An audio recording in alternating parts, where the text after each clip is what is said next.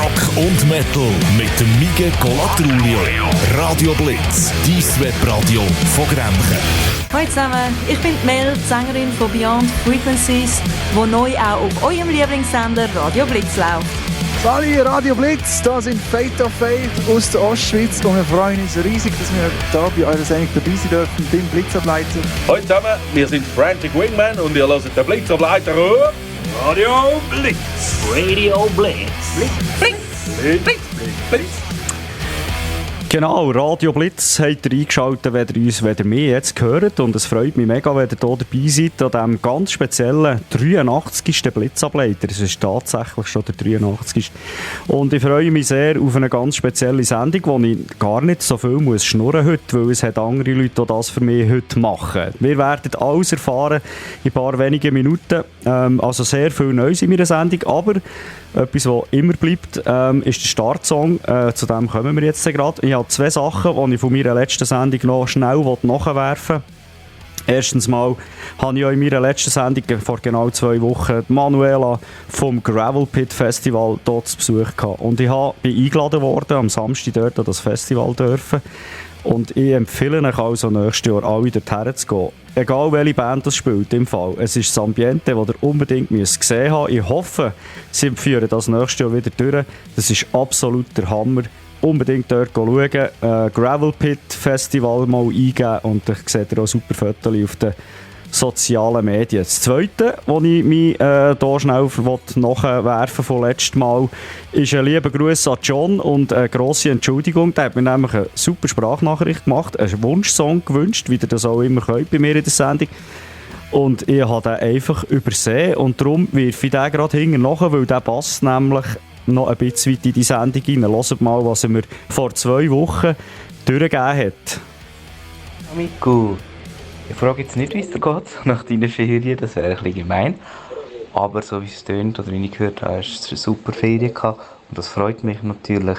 Ja, der Samuel Hug, das ist wirklich ein toller Typ, ich muss das auch sagen. Ich bin zwar schon lange aus der Kirche austreten, habe aber auch schon, oder respektive wir sind auch schon 1- oder 2-mal bei ihm als einer Metal Church gewesen. Damals noch, als er in der Blues Bites war, in Niederbib. Und es war wirklich cool gewesen, interessant und auch sehr eindrücklich. Also ich denke, er kann sicher den einen oder anderen vielleicht sogar wieder zurückgewinnen für die Kirche. Ich bin zwar auch nicht mit allem einverstanden, was sie machen, aber schweifen ab. Ja, ich hätte gerne noch ein Songwünschchen geäussert, wenn es noch Platz hat. Das neue Lied von Contortion, Children of the Snake, wenn das möglich wäre. Ich danke wie immer für die coole Sendung und die gute Unterhaltung und wünsche dir noch einen schönen Abend und allen Radio Blitz-Hörern natürlich auch. Ciao! Genau so hat das getönt und ich habe das nicht übergegeben, darum habe ich es jetzt nochmal übergegeben, auch wenn es 2 Wochen hinten drin ist und das schon fast 3 Wochen her ist, als ich von der Ferien hergekommen bin. Merci gleich für den Gruß, John. Und natürlich spiele ich den Song, den du angesagt hast, und zwar Contortion mit Children of the Snake. Und zwar noch schnell gerade zum Nachreichen, 16. September, Kulturwerk 118. Contortion und Mortal Factor mit einem Doppel-Release-Show. Die haben beide das Album draussen oder bringen es raus und machen dort eine Doppel-Release-Show. 16. September, Kulturwerk 118, für alle die Freude haben, zum Beispiel an dem, der jetzt hier gerade kommt. Viel Spass und ja, jetzt geht es gerade los mit dem speziellen Blitzableiter.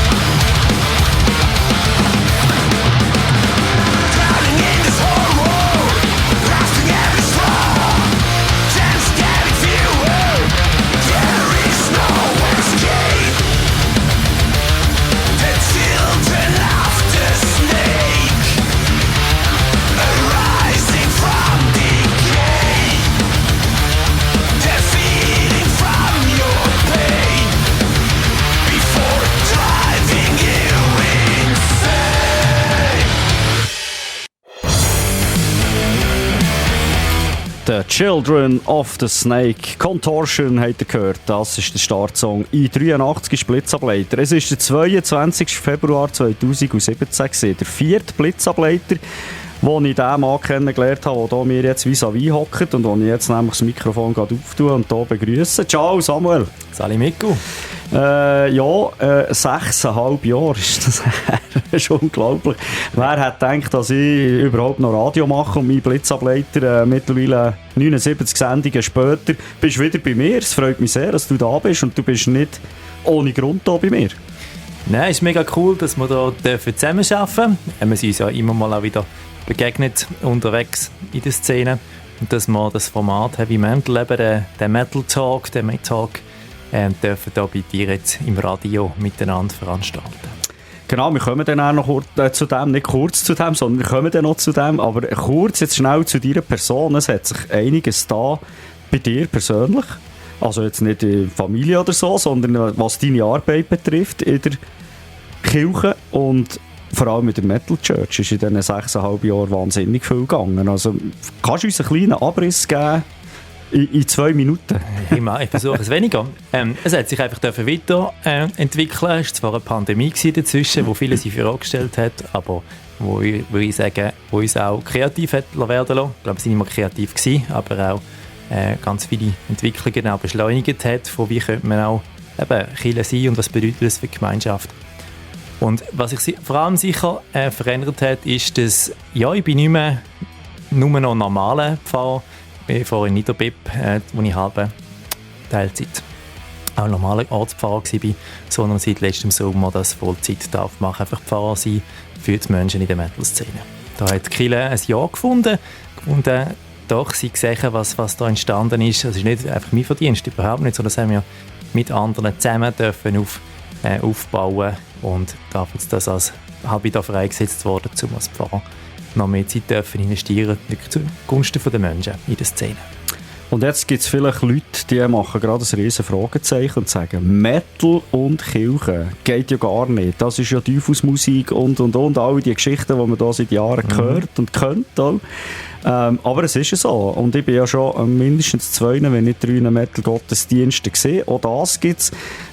Das sind Sachen, die heute ist die Kirche offen für. Der John hat es vorhin gesagt in der Sprachnachricht, oder hat es vor 2 Wochen gesagt in dieser Sprachnachricht, die er mir dann geschickt hat. Ich bin nicht mit allem einverstanden, was die Kirche macht, aber vielleicht kann der Sam mit so Aktionen und solchen Sachen ein paar Leute ein bisschen näher holen, zurückholen. Das wäre sicher schön. Unser Ziel ist nicht, irgendwie Leute zu überschnurren oder irgendetwas überzustülpen, sondern wir glauben, oder so leben wir es, dass der Glaube an Jesus Christus relevant ist im Leben. Und das ist unsere Herzensmusik und dass es darum einen Weg gibt, eben die 2 Sachen zusammenzubringen und eben auch einen hoffentlich glaubwürdigen Ausdruck von dem Glauben in der Szene findet, in dieser Kultur. Ich glaube, die Reaktionen zeigen, dass das so bei vielen nachkommt. Für wer es nicht ist, okay, das ist ihre Sache. Wir versuchen, das glaubwürdig zu leben und hoffen, dass es für andere auch darf Freude sein und darf Hoffnung geben. Und ich finde es cool, dass es so offen ist. Wenn man dort ist, ist man einfach hier willkommen, so wie ihr bei mir hier im Radiostudio willkommen seid. Wir kommen dann noch dazu, genau. Du bist nicht allein gekommen, du hast noch 2 Leute mitgebracht und ich bin sehr, sehr gespannt auf die Sendung. Wir machen schnell einen Schluck Musik und werden nachher mal so ein bisschen einen Abriss über die Sendung machen. Wir haben gesagt, um 7:30 wird der Talk starten und den machen dann nicht ich oder du, sondern du hast noch jemanden mitgenommen, der das macht. Erzähl mir näher. Du hast mir die Band Big Clyde mitgebracht. Warum? Ja genau, wir sind ja hier zu Grenchen und ich habe Big Clyde am Summerside Festival, da, wo es erstmal stattgefunden hat, auf der Rise Up Stage gesehen. Sie haben mich schwer beeindruckt, also wie echt alle Bands auf der Rise Up Stage, muss ich sagen, aber sie ganz besonders. Ich sage das mal ein bisschen diplomatisch. Die Bands dort sind ein bisschen stiefmütterlich behandelt worden von der Festivalleitung, was die ganze Rahmenbedingungen anbelangt. Aber Big Clyde hat mich unglaublich überzeugt, wie sie nicht überleiten, was sind jetzt die Rahmenbedingungen, ist das fair vom Festival oder weiss ich was, sondern sie sind abgerockt von der ersten Sekunde an mit der Energie und das hat das Publikum einfach angestachelt und da ist etwas passiert und ich glaube, es ist also ein Lehrbuchbeispiel für eine Band muss vorangehen und dann kann man das Publikum mitreißen. Ich habe nachher auch mit dem Sänger, mit dem Kevin noch geredet über das Und sie haben das auch gespürt, haben immer im Vorangehen und haben nachher gemerkt, wie das angekommen ist. Also grandioser Live-Auftritt. Das war super gewesen. Allgemein am Samstag in der Rise Up Stage es war eine Riesenstimmung dort. Fantastisch. Ja, wir freuen uns auf eine weitere Ausgabe Summerside und bin dann gespannt, was denn dort für Bands werden auftreten und wie sie das organisieren. Jetzt hören wir aber einen an von der Big Clyde, und zwar Freaking Out. Hast du ausgelesen, warum der? Hast du einen speziellen? Der geht einfach ab, eben. Sie sind Freaking Out. Sie sind auch ausgefreakt, genau. Also, hören wir uns an. Dann geht es schon langsam auf die 7:30 zu. Dann wollen wir noch ein bisschen wissen, was denn tatsächlich los ist hier im Radio Blitz Studio. Hey zusammen, wir sind der Kev und der Sandro von Big Clyde und ihr hört den Blitzableiter auf radioblitz.ch.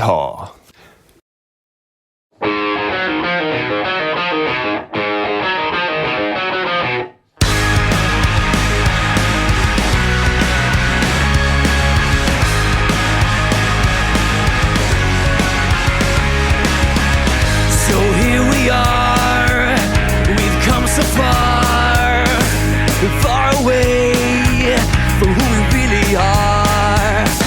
We lost alive, never thought twice. Now there's no time to decide.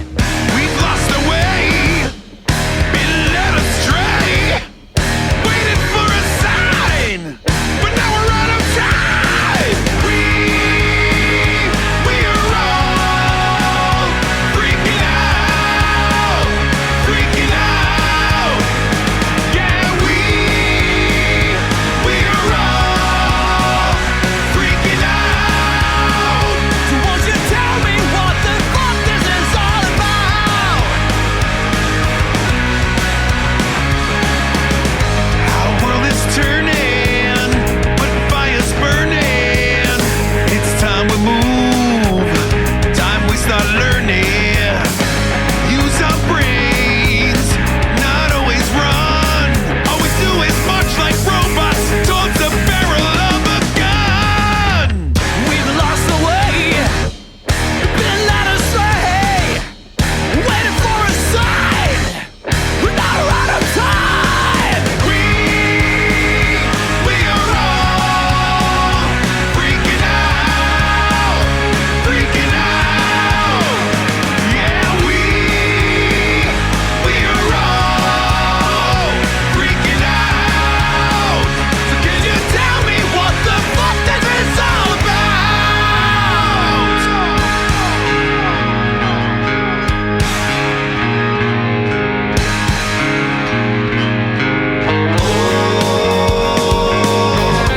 Insecurity, let go.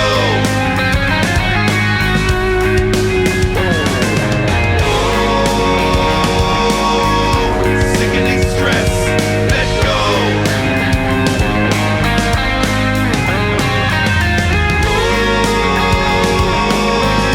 Negativity, let go.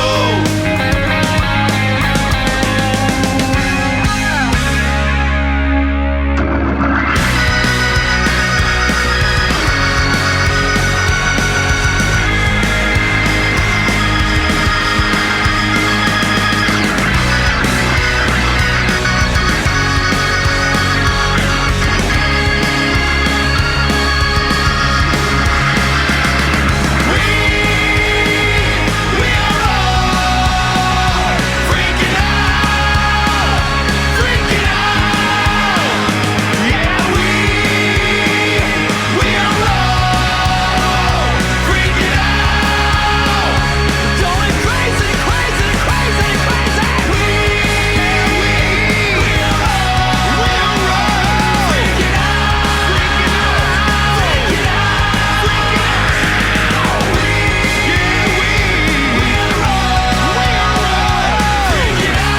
freaking out. Won't you tell me what the fuck this is all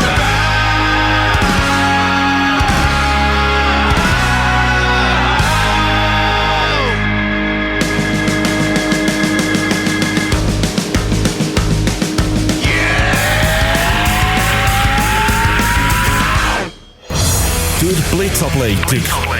Rock und Metal mit dem Miguel Colatrulio. Radio Blitz, dein Webradio von Grenchen. Genau, und ich habe es schon erwähnt, es ist nicht irgendein normaler Blitzableiter, es ist ganz spezieller. Mein erster Gast am heutigen Abend ist der Samuel, Metal-Pfarrer Hug. Und wir wollen jetzt schnell darüber reden. In etwa 12 Minuten soll es losgehen hier. Und zwar, was kommt denn auf uns zu jetzt da? Ja, aber das ist Heavy Mental. Wir haben in der Pandemiezeit angefangen mit so einem Talk-Format. Wir haben schon länger das Gefühl gehabt, wir müssten wie Leute miteinander ins Gespräch bringen, innerhalb von der Szene oder eben auch in denen, wo es um Schnittmengen auch geht, um Fragen vom Leben, vom Glauben, vom Metal und Killer und überhaupt so ins Gespräch kommen mit Menschen in der Szene. Das haben wir dann angefangen, zuerst als einfach Streaming, eben mit halt das selber gemacht und haben so gemerkt, hey, ich glaube, es ist ein cooles Format. Wir haben Freude an diesen Gesprächen, die wir da 4-mal im Jahr gemacht haben. Aber das Gefühl, es wäre echt cool, das käme mich noch in einen anderen Rahmen rein. Und das muss eben zu den Leuten. Und das ist von dem her cool, dürfen wir jetzt hier mit dir zusammenspannen. Der Untertitel ist Reflecting the Art of Metal. Also unser Anliegen wäre wirklich, die Kunst vom Metal, eben darüber nachzudenken, über die Künstler. Was steckt eigentlich dahinter? Was sind ihre Absichten? Was sind die Menschen dahinter? Was bewegt sie eigentlich? Und auch alles, was denn sonst im Leben von Menschen, die in den Szenen eben aktiv sind, entsteht. Beruflich, familiär, was auch immer die Themen, Lebensthemen, mal dort genauer anzuschauen. Wir leben ja so ein bisschen in einer schnelllebigen Zeit. TikTok macht alles noch viel schneller.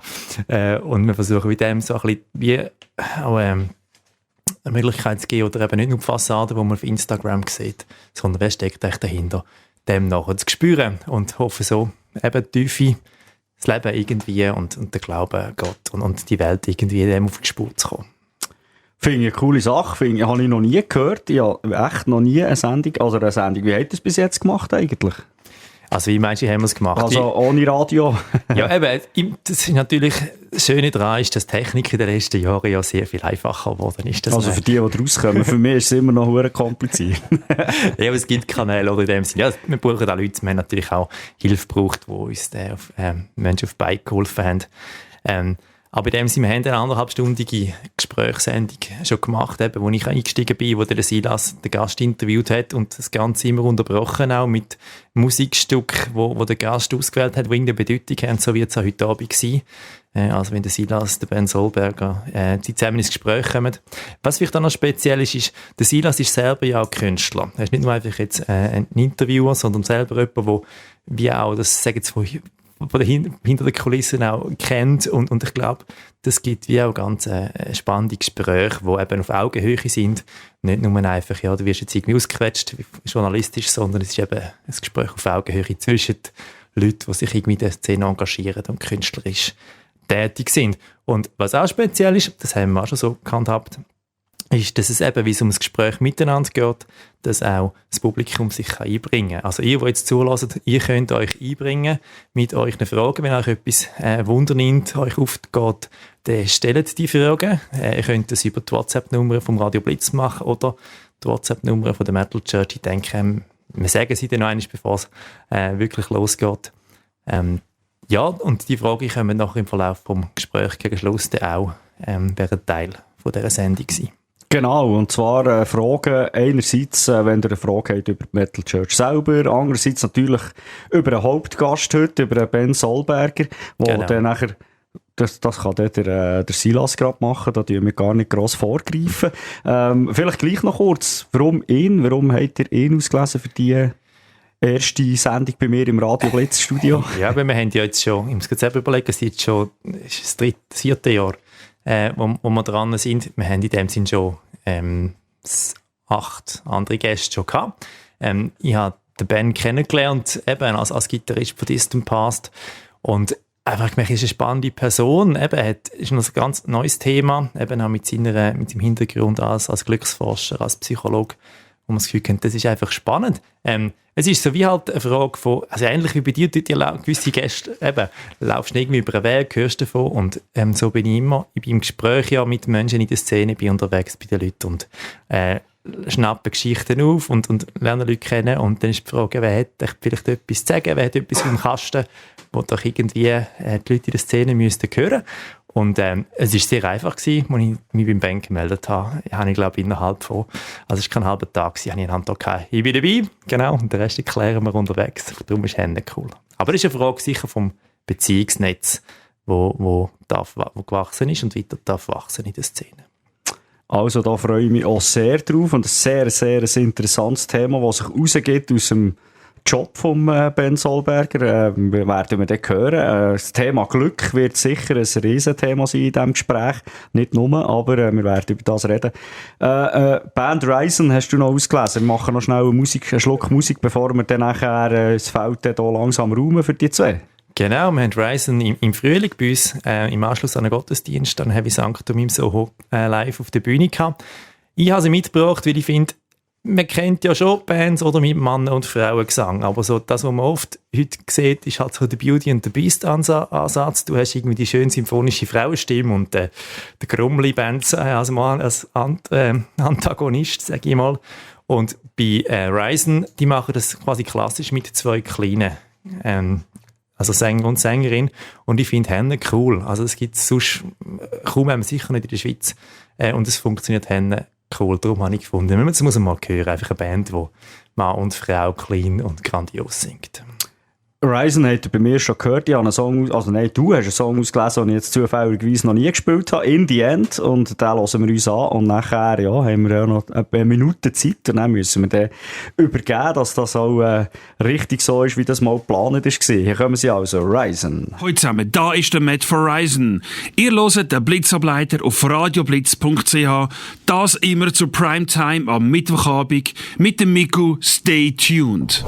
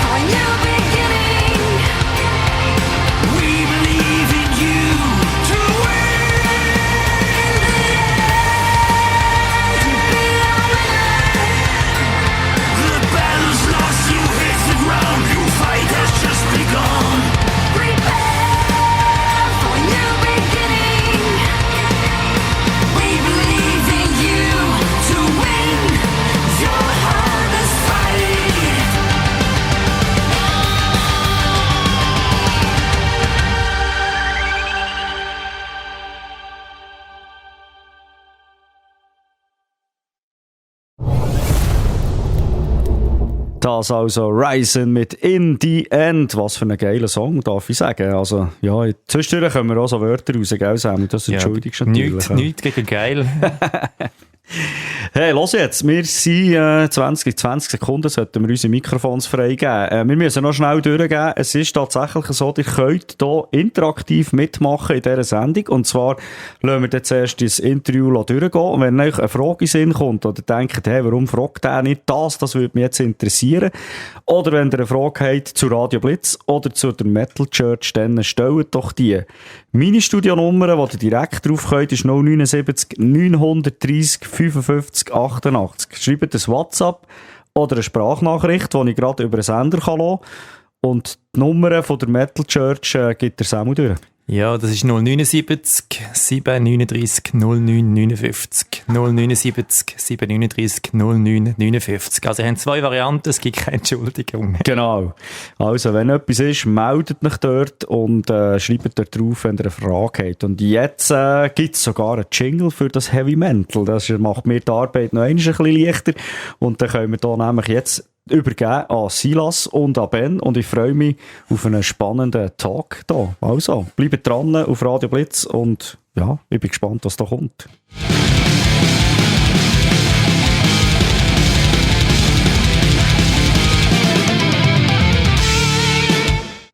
Ja, ciao zusammen. Ich bin der Silas. Ich darf hier ein Interview führen, beziehungsweise eigentlich ein Gespräch leiten. Weil die Idee ist nicht, dass wir einfach Fragen stellen und antworten, sondern wir wollen zusammen diskutieren, reden und ja, ich bin sehr gespannt, was hergeht. Mein Gast, der Ben Solberger, kenne ich persönlich auch noch nicht so gut. Wir haben mal kurz telefoniert. Und ich bin sehr gespannt, dich besser kennenzulernen. Merci, bist du da? Ja, es ist sehr schön hier zu sein. Merci vielmals für die Einladung. Ich freue mich auch sehr auf unseren Austausch. Genau.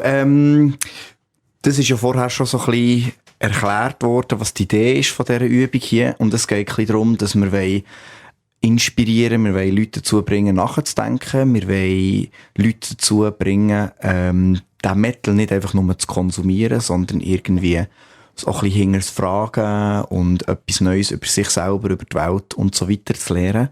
Und als Teil von unserer Welt ist halt, in unserer westlichen Welt, spielt halt Religion eine grosse Rolle, die im Verlauf der Geschichte verschiedene Funktionen übernommen hat, die vielleicht nicht immer so gut waren. Und wir wollen dort zusammen auch über das kritisch reden, wir wollen über Kunst reden, über das Schöne, über das Gute, aber auch über das Düstere vielleicht. Und ja, ich bin offen, was hergeht. Vielleicht, um das Feld ein bisschen aufzutun, was ist dein Beruf? Ich bin Psychologe. Aber jetzt tue ich immer ganz schnell, wenn ich das jemandem sage, nachwerfen. Also ich bin nicht Kliniker, ich bin nicht Psychotherapeut. Wie viele Leute haben immer das Gefühl, Psychologe, da gäbe es im Prinzip nur Therapeuten, bin ich nicht. Und ich komme eigentlich aus der Grundlagenforschung. Ich bin allgemein Psychologe, sagt man. Ich habe mich während meiner Zeit an der Uni zu Bern, wo ich studiert habe, wo ich eine Doktorarbeit geschrieben habe, mit Emotionen auseinandergesetzt, mit Lernen und Gedächtnis, mit Motivationsprozessen, auch so ein bisschen die basalen Prozesse vom psychischen Funktionieren vom Menschen ist das, was mich interessiert. Und vielleicht kann ich an dieser Stelle auch erwähnen, die Doktorarbeit, die ich dann durfte schreiben.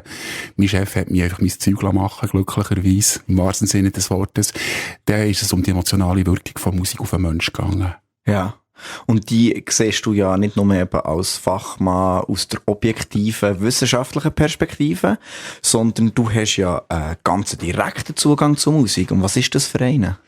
Ja, gut, der direkte Zugang, den ich habe, ist in dem Sinne, dass ich selber auch Musik mache, schon lange, wenn ich mich richtig erinnere, seit ich 15 bin, spiele ich Gitarre und das ist dann so ein kleiner Reis. Also, ich bin 1974, ich bin jetzt 49. Eine Reise über, schon fast, über Jahrzehnte, wo ich auch in verschiedenen Bands war. Ich hatte ein Unplugged Project gehabt, aber mehrheitlich ist es schon härtere Rockmusik gewesen, bis hin zu Metal, wo wir da gespielt haben, bis zum heutigen Tag. Eben aktuell bin ich der ein Gitarrist bei Metalband Distant Past. Sehr schön. Ja, wann hat denn die Musik für dich angefangen? Was ist denn so ein bisschen deine Introduction gewesen zu dieser Art von Musik? Ich glaube, ich bin einer von Millionen von Menschen auf dieser Welt, der kein Virus verrutscht hat, als kleiner Bub. Also ich habe vorhin gesagt, ich bin Jahrgang 74, 1980.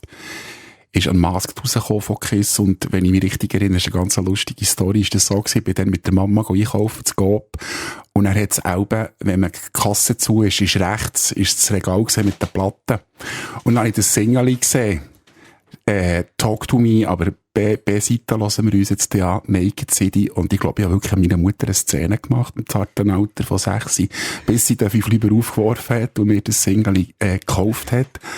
Und was ich vielleicht noch schnell kann sagen, was ich spannend finde, eben, das Single regulär ist eigentlich Talk to Me gewesen, von Mace Frehley, ein Dauersong. Und dann habe ich gedreht und, Naked City ist ein Moll-Song und das ist, glaube ich, für mich schon so ein bisschen programmatisch gewesen, habe ich das Gefühl, fast in diesem Alter. Ich sage eigentlich, ich bin ein kleines Moll-King. Nicht, weil ich das Gefühl habe, ich sei ein betrübter Mensch, sondern weil ich würde sagen, Moll hat einfach ein bisschen mehr Tiefe als das Kälberdur. Mhm. Und über die Tiefe können wir nachher reden. Ich bin sehr gespannt, was da alles unter der Oberfläche schlummert. Aber jetzt hören wir uns doch zuerst mal den ersten Song an. Und wir hören von Kiss Naked City.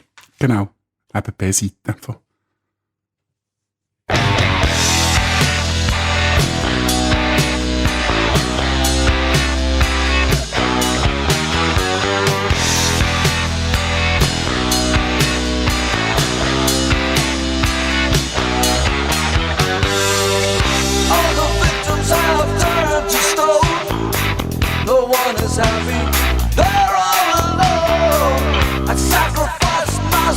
Social position tonight.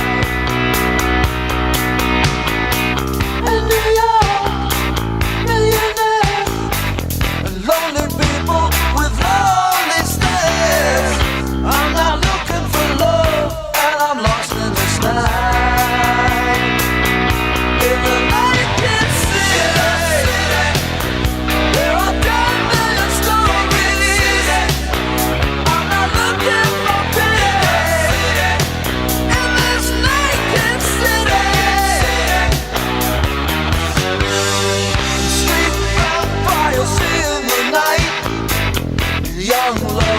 and love at first sight. This is my flesh and my fantasy. Older women with younger men. I've got a feeling I'm in trouble again, but I've got to live my destiny. In the naked city.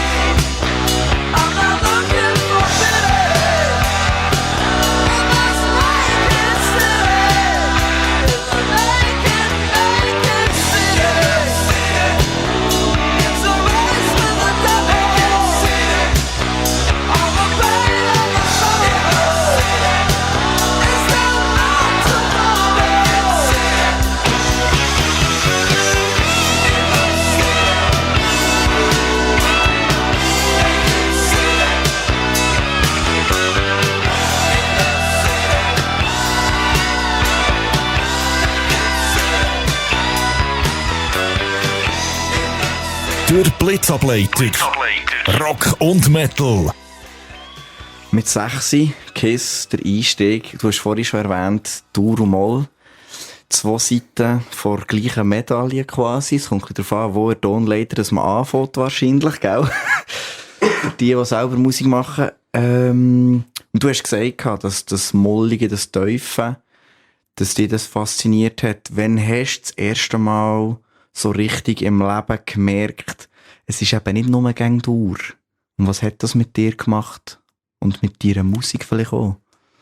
Ja, das ist jetzt, das ist eine schwierige Frage, weil das ist ein paar Jahrzehnte her, aber ich würde sagen, wahrscheinlich in der Schule, in der Musik, wo man dann irgendwann ist, also ich habe jetzt nicht Klavier gelernt, aber ich weiss bei Leuten, die Klavier lehren können, dass die auf den weißen Tasten spielen, jetzt kommen wir zu dem zurück, was du gesagt hast, am Anfangston. Zuerst spielen sie mal ein bisschen durch. Ja. Aber nachher geht's dann mal auf Moll, du fängst halt einfach mit dem A an und nicht mit dem C, dann bist du in Moll, oder? Und es ist dann auch im Gimmer, oder, weil ich dann selber anfange Musik machen, habe ich so ein bisschen angefangen. Wobei ich muss dazu sagen, ich bin eigentlich, es wird das vielleicht einige überraschen, aber ich kann nicht mal Noten lesen. Aber etwas, was ich denke, was einfach ein guter Hint ist, für Musik ein probieren zu verstehen, analytisch, ist einfach Tonleiter. Dass man mal den Gehör noch weglässt, sondern einfach rein nur die Tonleiter und mir denkt, der gehört mit der Charakter. Den hörst du, wir müssen jetzt nicht lang fachsimpeln drüber, aber ein Unterschied zwischen Aolisch, also Moll und Phrygisch, das ist nur ein einzelner Ton. Und wenn man da nur mal Tonleiter jetzt drauf aus der abspielt, dann hört man einfach, dass das unterschiedlich wirkt. Musik kommt ja aus dem Leben. Und wie ist das denn mit dem Leben mit Dur und Moll? Was ist dort, weil du hast angesprochen, Psychologie, Glück. Ja. Wann ist das Moll-Thema im Leben so ein Thema geworden? Ja, also ich kann sehr kurz zusammenfassen. Ich habe mich, glaube ich, wirklich glücklich schätzen. Ich hatte sehr eine unbeschwerte Kindheit gehabt, auch Jugendzeit in Zollikofen. Ich war also ein bisschen der Macker in der Schule, einer von den bösen Buben. Und bin im Schulclub gesehen und da haben Mädchen manchmal auch ein bisschen Freude gehabt und so. Und dann einfach Musik. Eigentlich alles relativ unbeschwert. Aber dann ist ja schon mal so ein bisschen Weltschmerz gekommen, als ich nachher in die Gimmer bin, wo ich mich neu zurechtfinden in einem neuen sozialen Umfeld natürlich. Und da sind dann die Themen schon gekommen. Wir kommen dann später noch drauf. Ich habe dann auch zwei Suiziden erlebt von Schulkollegen, also Schulkollegen und eine Schulkollegin, die ich hatte. Aber ich würde sagen, ich bin wirklich so ein bisschen vor einer unbeschwerten Kindheit und Jugend ist es dann so ein bisschen der Grauton, wo halt, das tue ich gerne als Glücksforscher auch immer wieder betonen, wo einfach zum Leben dazugehören. Wir kommen das nicht da kann man jetzt noch lang so leidenschaftlich, wie man will, Glücksforscher sein. Ich denke, eine seriöse Glücksforschung tut sich eben auch mit diesen Fragen auseinandersetzen, wie man mit schweren Krisen möglichst gut kann umgehen, so dass das Leiden vielleicht auf irgendeine Art kann minimiert werden, weil ganz wegbringen können wir das nämlich nicht. Und das Schöne für mich finde ich jetzt in härter Musik, Rock oder Metal, dass eben auch die verschiedenen Themen und Emotionen Platz haben, oder? Es ist eine Musik, die kann von sehr aggressiv bis sehr fein auch irgendwie ein ganzes Spektrum ansprechen und eben all die verschiedenen Tonalitäten irgendwie auch bringen. Ich als Gestalter bin auch immer wieder fasziniert von welche Welten so eine Metal-Band kann machen. Einfach nicht nur akustisch, sondern halt auch gestalterisch. Die Leute sehen das jetzt nicht. Du hast ein T-Shirt an von, wie heisst die Band? Genau, das ist Queensrÿche ist das. Das ist eine Metal-Band mit so ein bisschen progressivem Einschlag aus Seattle. Und das ist, ja, ich meine, bis heute eine von meinen Lieblingsbands. Jetzt bin ich gar nicht sicher, ob du jetzt schon den Schwenker machen. Wir sind dran. Genau. Aber also, nein, ist gut. Das ist, oder, wo ich durfte Songs zusammenstellen für die Sendung, ist für mich klar gewesen, da muss Queensrÿche ein Song dabei sein von Operation Mindcrime. Das ist für mich, nach meinem natürlich sehr subjektiven persönlichen Geschmack, das Album, das ich auf die sogenannte Insel würde mitnehmen. Vorausgesetzt natürlich auch, es hat einen CD-Player und ja, nicht das nur stimmt, CD, aber ihr wisst, um was es rausläuft. Und das ist eben für mich so, das ist 88 rausgekommen, das Album, da kann ich mich noch erinnern, das war eine Phase gewesen, wo ich das Metal Hammer gekauft habe, jeden Monat, und ich habe wirklich X-Bands, also Fates Warning, Dream Theater, die alles LP des Monats hatten. Und dann habe ich eines Tages gesehen, die Queensrÿche mit dem Album, Konzeptalbum Operation Mindcrime. Ich kann mich noch erinnern, da hat man auch den Modus gehabt. Sie vielleicht heute noch Metal haben, aber ich weiss es nicht. 10 haben Noten abgegeben zwischen 1 und 7. Und dann hat es einen Schnitt gegeben. Und das Album hat einen Schnitt gehabt von 6,8. Und das habe ich seither nicht mehr gesehen. Und ich habe, glaube ich, jetzt Spreading the Disease habe ich ausgewählt. Aber für mich ist das Album, da hätte sich irgendeinen Song können nehmen. Es gäbe wahrscheinlich noch ein paar mehr, die würden Eyes of Stranger kennen oder I Don't Believe in Love. Aber ich habe gefunden, nehmen wir Spreading the Disease. Also.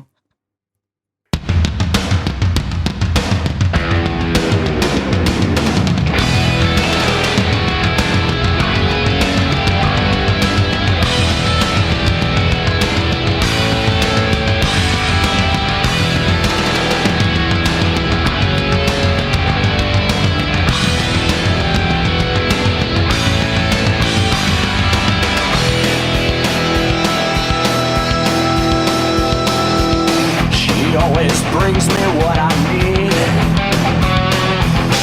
without a beg and sweat and bleed. When we're alone at night waiting for the call, she feeds my skin. 16 and on the run from home, found a job in Times Square working live S&M shows. 25 John's a happy man. She wipes the filth away and is back on the streets again. Spreading the disease. Everybody needs, but no one wants to see. Father William saved her from the streets. She drank the lifeblood from the Savior's feet. She's Sister Mary now, eyes as cold as ice. He takes her once a week on the altar like a sacrifice. Spreading the disease. Everybody needs, but no one wants to see.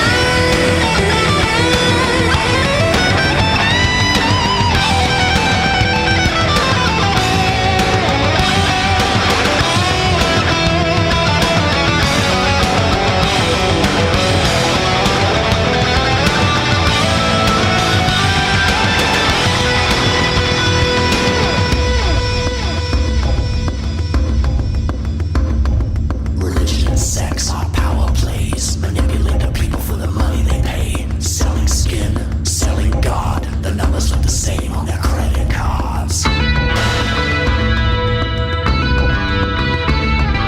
Politicians say no to drugs while we pay for wars in South America. Fighting fire with empty words while the banks get fat, the poor stay poor, and the rich get rich, and the cops get paid to look away as the 1% rules America. Spreading the disease. Everybody needs, but no one wants to see. The way society keeps spreading the disease.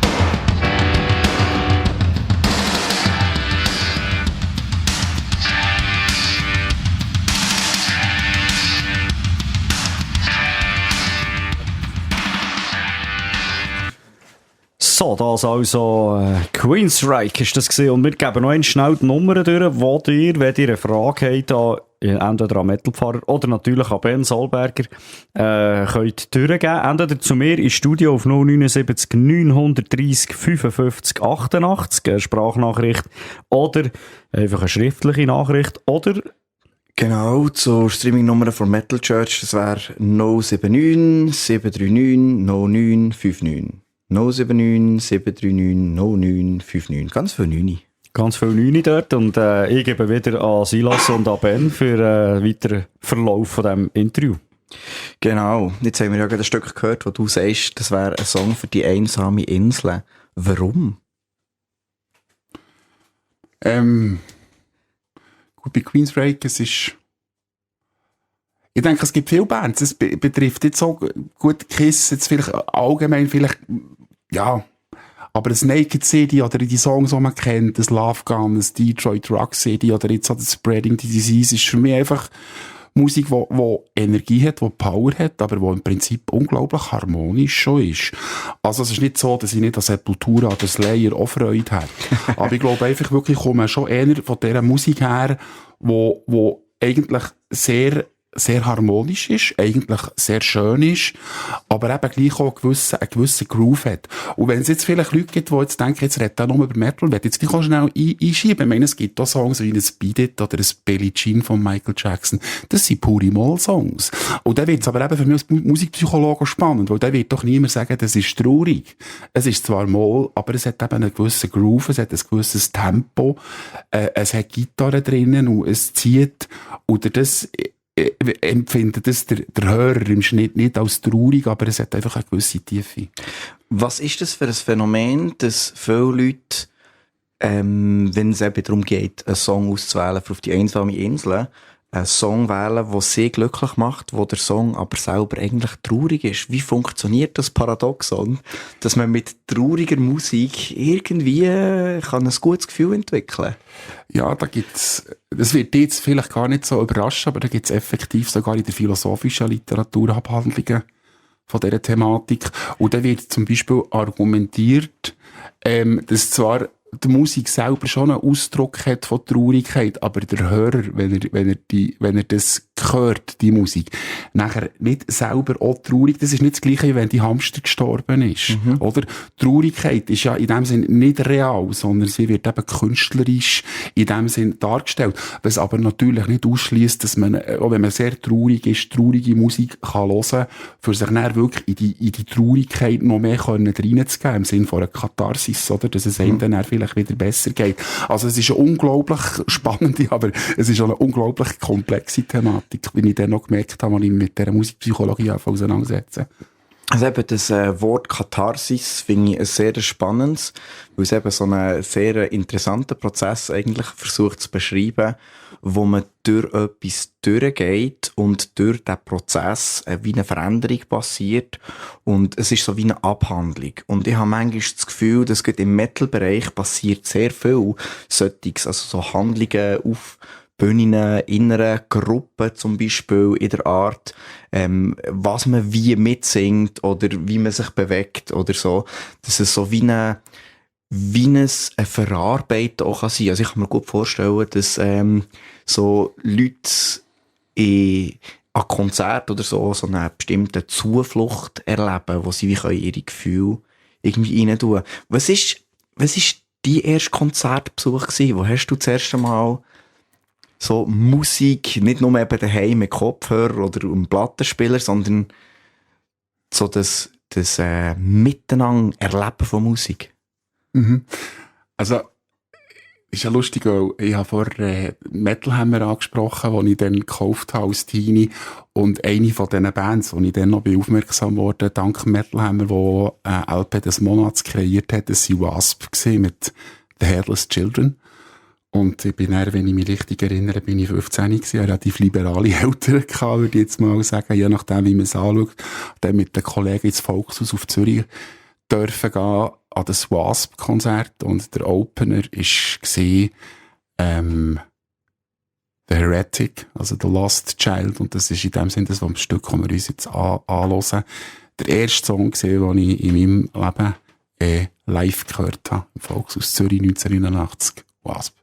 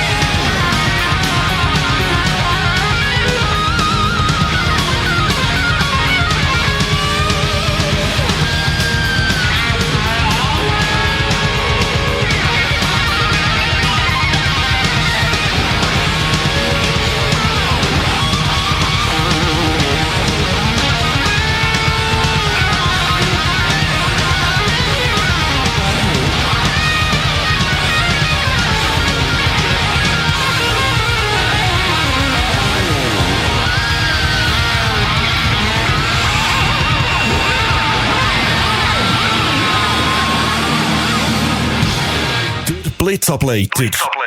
Rock und Metal. Ja, spannend, hä? Man kann irgendwie Emotionen in die Musik reinpacken, man kann sie wieder aus der Musik rausnehmen, man kann zusammen durch die Musik Emotionen erleben, man kann Sachen verarbeiten, als Musiker, aber auch als Musikhörer. Und das möchten wir jetzt ein bisschen anschauen, weil du bist ja quasi Fachmann, oder? Du siehst ja dort ein bisschen hinter die Kulissen. Wenn ist das Thema für dich relevant geworden? So, was quasi im Kopf oder in der Seele oder was auch immer abgeht. Wann ist Psychologie für dich ein Thema geworden? Also zuerst mal grundsätzlich, Psychologie als Fach ist bei mir eigentlich so gewesen, dass ich beim Gimmer gesehen, er ist irgendwann auf die Matur zu und dann hat man 1000 andere Sachen im Kopf gehabt, aber einfach nicht die Frage, was mache ich denn nachher mal überhaupt. Und dann habe ich aber doch das Glück gehabt, in dem Sinne, dass ich so ein bisschen eine Eingebung gehabt, weil was ich gemerkt habe am Gimmer, was mir sehr, sehr gefallen hat an Fächern, ist natürlich klar, das ist der Sport gewesen, mit dem Shooten, aber es waren auch die Sprachen gewesen, Deutsch und Englisch, aber nicht unbedingt jetzt sagen, die Sprache per se, mit den Aufsätzen, die man müssen schreiben oder mit den Wörtern, die man müssen pauken, sondern wegen der Weltliteratur. Das ist auch etwas, was ich gemerkt habe, was mich extrem fasziniert hat und was ich auch also ich bin überhaupt mit der Klasse best gewesen, bin im guten Durchschnitt gewesen, aber es ist lustig, wenn wir noch Klassenzusammenkunft haben, noch heute wird die Mensch darauf angesprochen. Das heisst eben, du bist eben wirklich extrem gut gewesen im Interpretieren von dieser Weltliteratur. Da ist es irgendwie eben so ein bisschen wie durchschaut, was dort eigentlich wie die relevanten Fragen sind. Aber ich sage das nicht zum Bluffen, weil ich bin in Franz, Physik, Chemie, bin ich also alles andere als hervorragend gewesen, aber das ist mir einfach gelegen mit der Weltliteratur. Und dann bin ich praktisch aus dem raus, bin ich nachher auf die Idee gekommen, dass es eigentlich so ein bisschen die sozialgeisteswissenschaftliche Richtung könnte gehen. Im Studium, habe dann angefangen zu studieren und dann hat man, ich glaube, das ist heute etwa noch so, wie es dann ist, gesehen, hat man zuerst mal die ganzen Grundlagen, die man paukt, die verschiedenen Fachrichtungen, die man drin sieht. Und ich habe dann dort gemerkt, dass mir die Allgemeinliteratur, also die Allgemeinpsychologie, also ein bisschen die Grundlagen, wie funktionieren Emotionen, es gibt verschiedene Formen von Motivation, was treibt uns an unserem Tun, oder auch Fragen um Lernen und Gedächtnis. Also ich bin dann an einer Abteilung gesehen, wo ich meinen ersten Job hatte an der Uni als Hilfsassistent. Das ist dann der Lehrstuhl für Lernen und Gedächtnis gesehen. Und ich habe dann dort, ich habe schon mal von Glück geredet, oder schon mehrfach, weil es geht dann noch weiter im gleichen Stil, aber ich denke, ja, auch in diesem Kontext wieder das Glück gehabt, dass ich dann irgendwann als Hilfsassistent, ich bin dort in einem Nazi-Projekt dabei gewesen, darauf aufmerksam geworden, dass es also effektiv auch Psychologen gibt, die sich dafür interessieren, wie Musik emotional auf einen Menschen wirkt. Also eben, dass es Musikpsychologie als akademisches Fach gibt. Und habe nachher dort können anfangen forschen, unter der Leitung von einem ganz coolen Professor, den ich hatte, der Rolf Reber. Und das ist dann eigentlich auch das, was mir so ein bisschen den Weg gegeben hat zur Lizenziatsarbeit. Also für die Jüngeren, das wäre heute Masterarbeit, das hat dann noch Lizarbeit geheissen. Dann habe ich untersucht, ob die konsonante oder dissonante Akkorde, ob die eine unterschiedliche Wirkung haben auf emotionaler Ebene. Also, ich kann das ganz kurz schildern. Die Leute haben die Akkorde gehört, immer konsonant oder dissonant und dann anschliessend ein positives oder negatives Wort. Also zum Beispiel Hass oder Freude. Und wenn dann möglichst schnell mittels Knopfdruck, Computertastatur, das Wort richtig müssen klassifizieren. Und dann haben wir effektiv können feststellen, dass wenn die Leute einen Konsonantakkord hören, sind sie nachher bei Freude oder bei den positiven Worten schneller. Und wenn sie einen Dissonanten haben, sind sie dann bei Hass oder bei Krieg schneller. Also, dass das offenbar auf einer automatischen Ebene verarbeitet wird. Wobei natürlich, da muss man natürlich schon noch dazu sagen, es sind natürlich nur isolierte einzelne Akkorde, die die Leute gehört haben. Das ist natürlich auch etwas anderes, weil Musik ist ja per Definition dynamisches Geschehen und nachher ein dissonanter Akkord auch eine Funktion übernehmen, etwas aufzulösen und so weiter. Und da müssen wir jetzt nicht ins Detail gehen, aber das ist auf jeden Fall das gewesen. Und ich bin dann nachher eigentlich, es ist dann ja weitergegangen, wie ich schon erwähnt habe, vor ein paar Minuten. Ich habe dann auch das Glück gehabt, meine Doktorarbeit im Themenbereich Musik, Emotion dürfen schreiben. Ich bin aber nachher eigentlich parallel, als ich dort dran war, bin ich eben auf die Glücksforschung aufmerksam geworden. Über einen Artikel, den ich gelesen habe. Und das ist echt das, was mich seither jetzt so als Akademiker, das sind so die beiden Schwerpunkte, die mich eigentlich begleiten seither. Also einerseits Musik, Emotion mache ich immer mal wieder etwas, aber die Glücksforschung ist jetzt wirklich so ein bisschen mein Steckenpferd geworden. Und ich denke, wir werden jetzt sicher auch noch Gelegenheit haben, auch noch so ein bisschen über entsprechende Fragen zu diskutieren.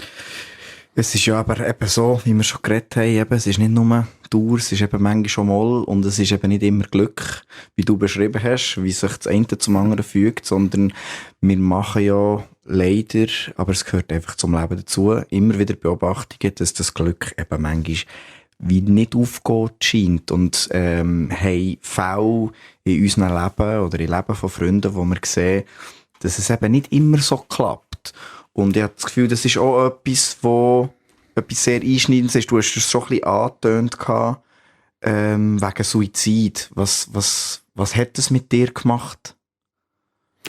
Ja, das ist jetzt der Herbst 30 Jahre her, wo das passiert ist, bei uns im Gimmer-Klasse, dass sich lieber Kollege das Leben genommen hat. Und das ist wirklich für mich eben, wie ich gesagt habe, nochmal so aus einer recht unbeschwerten Kindheit, Jugend raus und dann der Gimmer und dann bist du am Nachmittag nicht mehr einfach am Spielen mit den Gielen irgendwo um die Häuser ziehen, sondern bist einfach 5 Stunden am Pauken für Geschichtsbücher, oder? Aber das ist ja nichts gegenüber das, was wir dort nachher erlebt haben und das ist so ein Fall gewesen. Das ist etwas, was ich auch merke, was mich heute noch beschäftigt, der Fall, oder nachher auch eine Kollegin aus der Sekte, das ist dann etwa 3 Jahre später gewesen, beim 96, wo ich erfahren habe, was sich das Leben genommen hat. Und das ist vielleicht auch etwas, was mich auch ein bisschen mitbegleitet, auch die Fragen um den Tod, wo man natürlich als Mensch, als fühlendes Wesen, aber einfach auch als Psychologe, also zuerst mal die Frage von der Trauerverarbeitung, nachher die Frage auch, wie reagiert man nachher darauf, wenn jemand gestorben ist, dass man sagt, oh, jetzt ist alles vorbei, fertig, meinetwegen noch, ich habe jetzt gar keine Möglichkeiten mehr, irgendetwas zu kommunizieren. Ich glaube nicht, dass das stimmt. Aber da können wir nachher noch darüber diskutieren. Oder dass man vielleicht zumindest, wenn man jetzt an das Metaphysische nicht glaubt, denke ich, wenn man vielleicht zumindest kann sagen, der Mensch darf in meinem Herz weiterleben, oder? Weil das bedingt ja nicht, dass jetzt der Verstorbene in dem Sinne noch irgendeine Form von Existenz oder von Bewusstsein hat. Aber auf jeden Fall ist nachher, man ich mich erinnern, wo der Fall im Gimmer gesehen ist nachher relativ frisch, ist Alice in Chains dort draussen gesehen, das Album. Vielleicht etwa auf ein Jahr. Und da hatte ich so ein Ritual gehabt, eine Zeit lang, ja, dann Zeitungen vertreibt. Und da hat man natürlich meistens die Zeit ein bisschen geplant am Morgen, dass man dann nicht auflösen muss, wenn man nicht noch zu spät in die Schule kommt oder die Zeitungen zu spät in den Briefkästen sind. Und dann habe ich immer ein Ritual gehabt, bin ich heimgekommen, nach dem Zeitungsfern noch mal eine halbe Stunde liegen und dann habe ich Down in the Hole und dann auch noch Rooster, aber jetzt lassen wir Down in the Hole an. Alice in Chains, die mich auch so ein bisschen durch die Trauer begleitet hat. Und ich finde, es ist so ein unglaublich schöner Song. Aber es ist auch ein unglaublich trauriger Song. Und wenn man natürlich auch die Geschichte kennt von Lane Staley, wo ja gestorben ist, schon, ja, ich glaube, Anfangs 2000er Jahre. Es ist sehr, sehr, sehr bedrückend, aber ich finde, künstlerisch unglaublich wertvoll. Und das hat mich dort schon ein bisschen gedreht, durch die Trauer durch.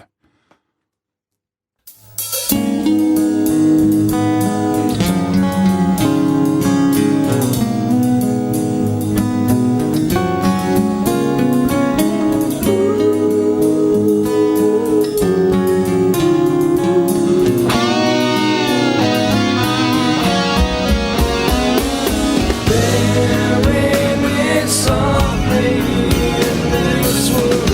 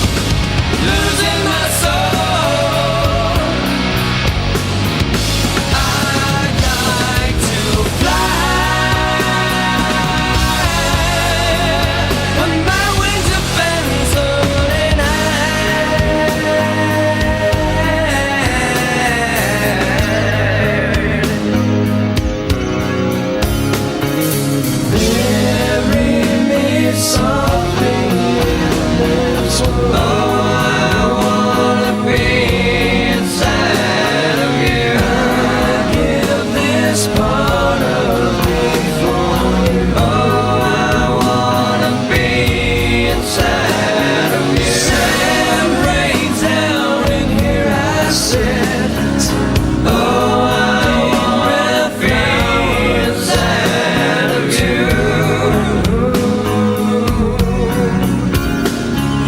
Oh, I wanna be inside, down in a hole, feeling so small, down in a hole, losing my soul, down in a hole, feeling so small, down in a hole, out of control. I like to fly, but my wings are bent so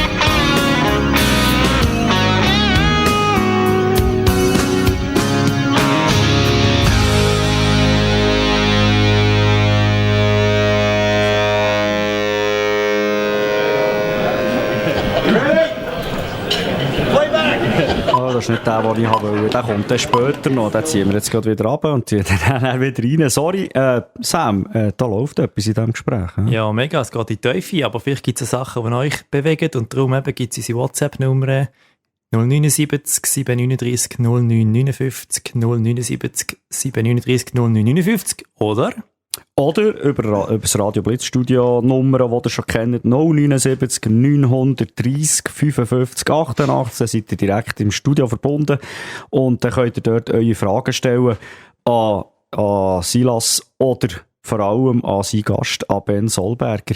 Ich bin gespannt, wie das Gespräch weitergeht und gebe hier gerade wieder rüber. Ja, du hast das vorher angesprochen, wegen dem Ritual, dass du für dich Musik hast in so einen Ablauf eingebunden, wo etwas mit dir macht. Und wir wissen ja, wenn wir unsere Geschichte anschauen, dass Ritual in kleiner und grosser Form eine riesige Rolle spielen quasi für Menschen. Es ist so eine anthropologische Konstante, dass man irgendwie eine Form von Weltbild oder von Religion, das gehört irgendwie zum Mensch historisch ein bisschen dazu, wie Kleidung oder spezielle Gerichte, die von Kultur zu Kultur unterschiedlich sind. Und du hast auch angesprochen, das Metaphysische, also die Frage, was ist nach dem Tod, was bleibt denn da? Und jetzt würde es mich wundern, mit diesen verschiedenen Teilen, wo du hast Erfahrung gesammelt, eben als Psychologe, als Wissenschaftler, aber auch als Mensch, mit deinen eigenen Erfahrungen. Was hast du für ein Weltbild? Wie funktioniert das? Oh, das ist eine schöne Frage. Also, aber ich tu vielleicht zuerst kurz etwas zu diesen Ritualen sagen, weil ich weiss jetzt nicht, was du für einen Background hast vom Studium. Ritual kann alles sein. Doch, also es ist wie, okay. Es ist, also, wenn mich jemand fragt, ich soll Religion erklären, brauche ich meistens irgendwie das Phänomen vom Fußballverein, oder? Weil das auch so etwas ist, wo für die Leute in unserer Gesellschaft manchmal ein bisschen näher ist, ja. Etwas, was ich kenne, und etwas mit gemeinsamen Zielen, Gruppenzusammenhalt, es gibt vielleicht offizielle Farben, es gibt vielleicht Lieder, die man singt, es gibt einen heiligen Ort, wo man herpilgert und so, und probieren dann über diese Sachen auch über andere Themen zu reden, genau. Ah, okay. Weisst du, es ist auch spannend, weisst du, was darum bei mir noch siehst, ich habe seinerzeit eben Psychologie studiert, aber eben im zweiten Nebenfach, was es dann zu dieser Zeit noch geht, Ethnologie, also heisst heute Sozialanthropologie. Und da ist natürlich die Ritualforschung, mit diesen Übergangsritualen, das ist etwas Zentrales. Ich denke, ich könnte da auch nicht irgendwie eine Abhandlung bringen über Thematik. Aber ich glaube, das ist dort sehr wichtig. Also im Gegensatz zu dem Ritual, das ich vorher erwähnt habe, mit den Alice in Chains Songs, ist ja ein Ritual für mich, aber typischerweise ist eben etwas, du hast das schon sehr schön angetönt, dort voll bei dir, dass es etwas ist, das hilft, eine Gruppe zusammenzubringen. Oder dass so gemeinsame Normen kommuniziert werden, explizit ausgesprochen oder nicht mal ausgesprochen. Dass es hilft, auch zu organisieren, zu strukturieren, dass es eben vielleicht auch hilft, mit speziellen Ereignissen umzugehen. Ich denke, wieder ein sehr gutes Beispiel ist natürlich, wenn jemand geht, also wenn jemand stirbt, aber das ist ja auch bei Hochzeiten oder bei einer Taufe, das sind ja auch Rituale, wo Leute oder Gruppen von Leuten oder einzelne Leute wie in neue Phasen von ihrem Sein, nennen wir es jetzt mal, übergehen. Und ich denke, jetzt, von dem ausgehend kann man jetzt, denke ich, sehr schönen Schlenk machen. Ritual, ich denke, etwas, was essentiell ist bei Ritual und wo eben auch für mich als Glücksforscher etwas unglaublich Wichtiges ist. Das ist das Momentum von Verbundenheit. Vom verbunden fühlen. Oder ich sage immer, gut, ich bin nicht der Erste, der das sagt, aber wir sagen eben Social Animals, oder? Wir Menschen sind natürlich hochsoziale Wesen. Wir sind ja, wenn du dir mal vorstellst, warum bist du da, warum bin ich da, wo sich zwei Menschen über Jahrtausende immer wieder auf irgendeine Kuhart, auf Berndeutsch gesagt, gefunden haben, oder? Also, wir wären nichts ohne andere, ist ja im Prinzip eine triviale Aussage. Und ich denke eben aus der Perspektive von der Glücksforschung ist das die Verbundenheit, das ist absolut essentiell. Ich meine, jetzt ein Paradebeispiel für Glücksforschung sind die sozialen Beziehungen. Das wird jeder Glücksforscher sagen. Etwas vom Wichtigsten, wenn nicht das Wichtigste. Fürs Glücklichsein, das sind gute, harmonische, funktionierende, vertrauensvolle, je nachdem auch intime soziale Beziehungen. Und ich denke, da gibt es eine gute Nachricht aus der Perspektive der heutigen Zeit, Social Media. Es müssen gar nicht so viel sein. Also, das zeigt Forschung. Eine gute Handvoll oder 2 Handvoll, das lenkt locker, oder? Es geht wirklich dort nicht um die Menge, sondern es geht um Qualität. Aber ich tue immer gerne das Momentum für Verbundenheit doch ein bisschen weiterfassen. Ich meine, wir sind hier bei der Radiosendung, oder? Wir haben da jemanden, der mit Herzblut das macht, und das ist ja eben nicht deine, in dem Sinne, Erwerbstätigkeit eigentlich. Es geht dort um Hobbys, aber natürlich auch die Erwerbstätigkeit finde ich ganz ein spannendes Thema. Oder du kannst ja sagen, ja, ich mache meinen Job halt, ja, wenn dich jemand fragt, ja, ich muss ja irgendetwas haben zum Leben, ich brauche Geld, also mache ich das halt. Oder man sagt vielleicht auch, jetzt werde ich schon ein bisschen gesellschaftskritisch, es geht dann wahrscheinlich noch weiter. Ja, das bietet mir Aufstiegsmöglichkeiten, und da kann ich mir eine goldige Nase verdienen, wenn ich jetzt noch 2 Jahre bei diesem Job bleibe. Und dann komme ich auf der Gehaltsklasse und so weiter.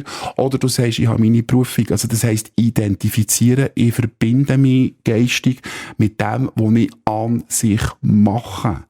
Und das, was ich an sich mache, ist nicht ein Mittel zu einem anderen Zweck, Geld oder Status. Aber nicht falsch verstehen, ich will es auch nicht irgendwie verteufeln und sagen, das sei verkehrt.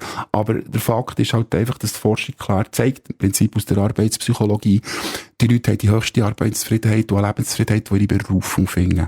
Das sind die, denen kannst du sagen, würdest du das weiterhin machen, wenn du ausdient hättest. Wenn du jetzt ein paar Millionen würdest gewinnen. Genau. Das sind nicht die sagen, natürlich, ich würde das weitermachen, aber da kann ich mein Herzblut reingeben. Und dann wären wir auch wieder eben bei dem Wort Qualität, oder? Wo du hast erwähnt, mit den Beziehungen.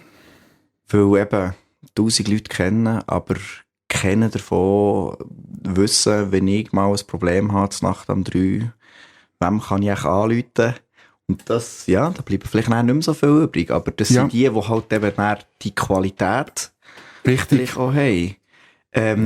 Was sie, wir haben schon ein paar Mal gesagt, eben Glücksforschung, was sind überhaupt Faktoren, wie man denn das Glück kann messen kann? Weil bei dieser Qualität stellen wir dann auch die Frage, so wie tut man das messen? Wie geht man als Forschung mit dem Problem um, dass es so hochkomplex ist, so viele Teile, was kann man überhaupt messen? Gut, ich denke, was man schon machen kann, zuerst mal, ist halt einfach die Leute fragen. Salopp gesagt, wie geht's dir? Oder man kann zum Beispiel die Leute fragen, grundsätzlich in deinem Leben, wie glücklich würdest du dich einschätzen im Vergleich zu anderen, oder auch wie zufrieden bist du mit deinem Leben.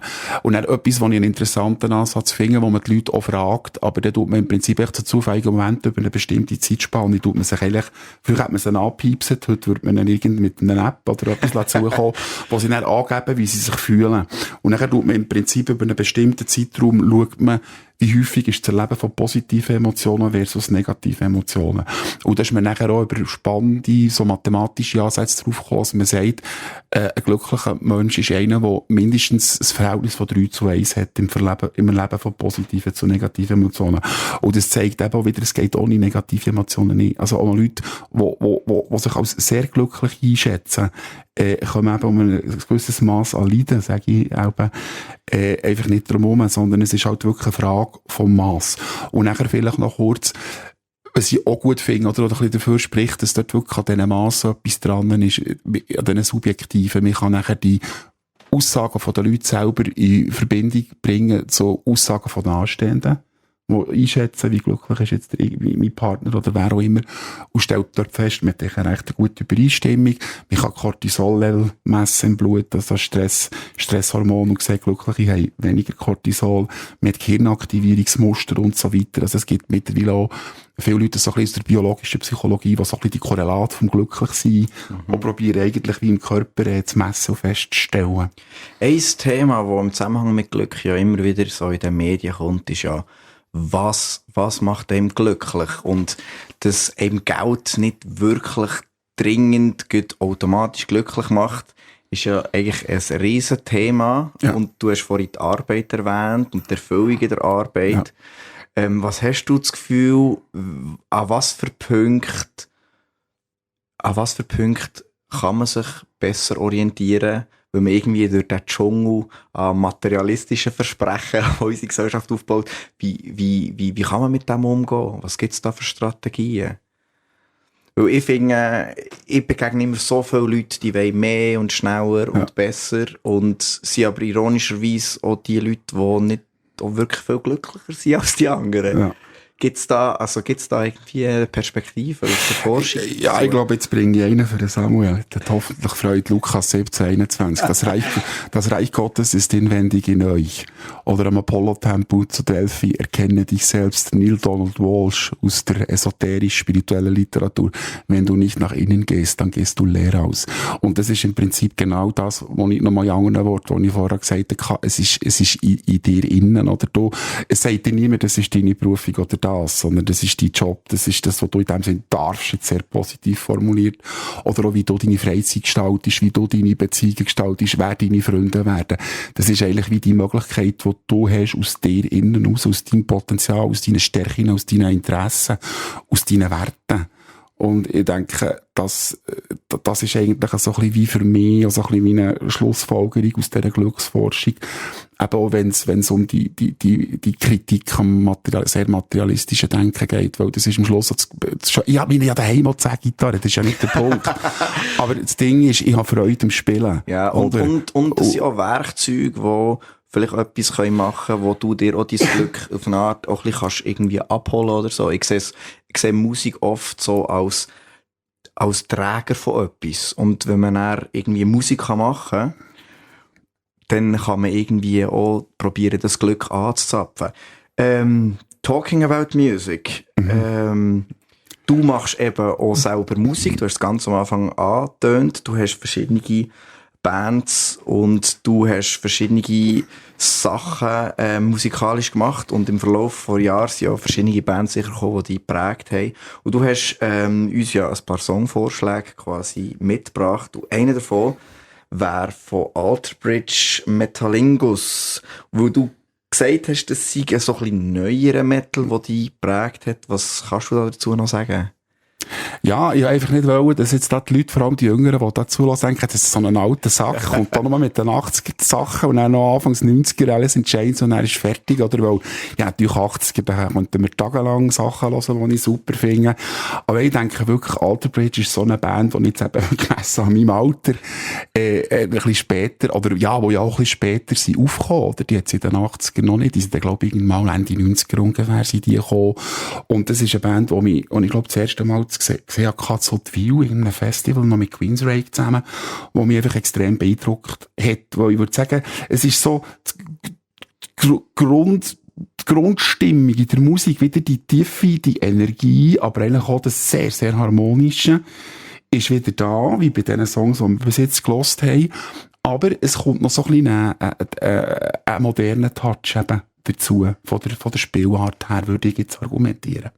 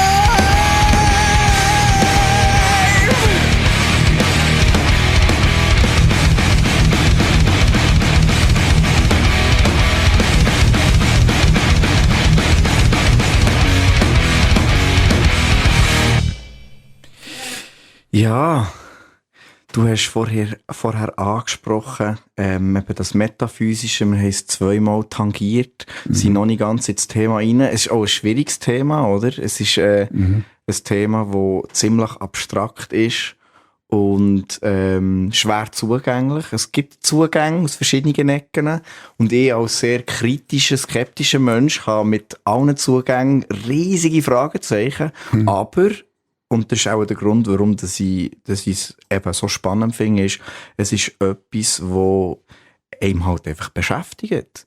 Weil die Frage, was hinter der Kulisse von Realität abläuft, ist einfach omnipräsent auf eine Art. Ausser man tut sich natürlich zumüllen und einfach ablenken. Aber ich habe das Gefühl, eben spätestens, wenn man Menschen verliert, dann kommt die Frage irgendwie in einer Form. Ja, also geht mir effektiv auch so, das ist eine Frage, die mich extrem beschäftigt und umtreibt. Und ich denke, also jemand, der mich dort sehr prägt hat, jetzt auch, dass es wieder ein bisschen aktiviert ist worden bei mir, das ganze Denken, ist ein belgischer Psychologieprofessor, Matthias Desmet, der das so ein bisschen aufrollt. Also was die letzten Jahre passiert ist auf einer massenpsychologischen Ebene, da müssen wir jetzt gar nicht einsteigen, sondern es geht dort wirklich um eine ganz grundsätzliche Frage und das ist eben wirklich, es klingt zuerst kompliziert, oder reduktiver Materialismus. Stimmt es? Stimmt die philosophische Haltung oder nicht? Es ist dann kompliziert, aber es ist einfach. Es heisst einfach, das postuliert reduktiven Materialismus. Ohne Materie kann es keine geistigen Prozesse geben. Also auf Deutsch gesagt, Sachen. Ja. Einfach unsere Welt besteht aus, keine Ahnung, Sachen, Abläufe, so. Und jetzt ist eben die Frage, was ist hinten dran? Ja, oder beziehungsweise du kannst dir das so vorstellen, für jemanden, der sehr, sehr überzeugt ist von dem reduktiven Materialismus, ist das Universum im Prinzip nichts anderes als eine grosse Maschine. Und das hat ja auch so ein bisschen historisch gesehen, ist das mit der Aufklärung ist das sehr stark aufgekommen, oder mit den ganzen Physikern, und die haben natürlich ihre Werte, es geht ja nicht darum, das abzusprechen. Aber ich bin dort schon beim Desmet, der sagt, aus dem heraus hat sich auch eine Geisteshaltung entwickelt, wo denke ich, noch heute viele Leute davon überzeugt sind. Also wahrscheinlich jetzt nicht in diesem Raum hinein, aber überhaupt, dass das Universum im Prinzip eine Maschine ist, die sich aus dem Zufall heraus entwickelt hat. Und natürlich gibt's nachher, die Menschheit hat sich entwickelt, Tierwelt, Pflanzenwelt, und wir Menschen haben ein erweitertes Bewusstsein, oder? Ich habe meine Qualien, meine Gedanken, und ich weiss, das hat jeder Mensch, in dem Sinn. Aber ich habe den Zugang nur zu meiner Qualia. Aber der reduktive Materialismus sagt jetzt halt, ja, wenn du mal stirbst, und wenn dein Hirn und dein Körper stirbt, dann gibt's kein Bewusstsein mehr. Es kann bei dir, was dich betrifft, keine Form von Bewusstsein mehr geben, weil dein Bewusstsein eben aus der Materie, aus deinem Hirn raus entstanden ist. Und das ist natürlich jetzt für die Diskussion, denke ich, ganz ein wichtiger Punkt. Weil wenn du das durchdenkst, es gibt für einen überzeugten Vertreter vom reduktiven Materialismus, es gibt auch keinen Gott. Es gibt eigentlich nur tote Materie plus Flora und Fauna, also Pflanzenwelt und Tierwelt inklusive Menschen, wo es eben verschiedene Formen von Bewusstsein kann geben, also auch in der Tier- und Menschenwelt, aber das ist es dann eigentlich gewesen. Und ich denke, jetzt ist es vielleicht ketzerisch formuliert, aber du musst natürlich Leute, die so überzeugt sind von dieser philosophischen Haltung, vom reduktiven Materialismus, du musst dich nicht nach einem tieferen Sinn vom Leben fragen. Du musst nicht.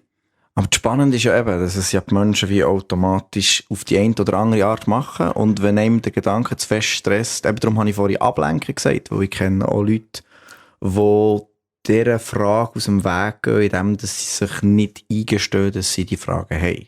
Also, wenn man sich einfach ablenkt mit noch mehr arbeiten, noch mehr Geld verdienen, noch mehr konsumieren, dass man sich vielleicht auch dieser, sag ich jetzt mal, Sinnlosigkeit, die man ja dann automatisch generiert, indem dass man ja allen Sinn abspricht, weil Materie ist einfach Materie und es hat ja keinen Sinn und keinen Wert und gar nichts, das ist alles nur kulturell konstruiert.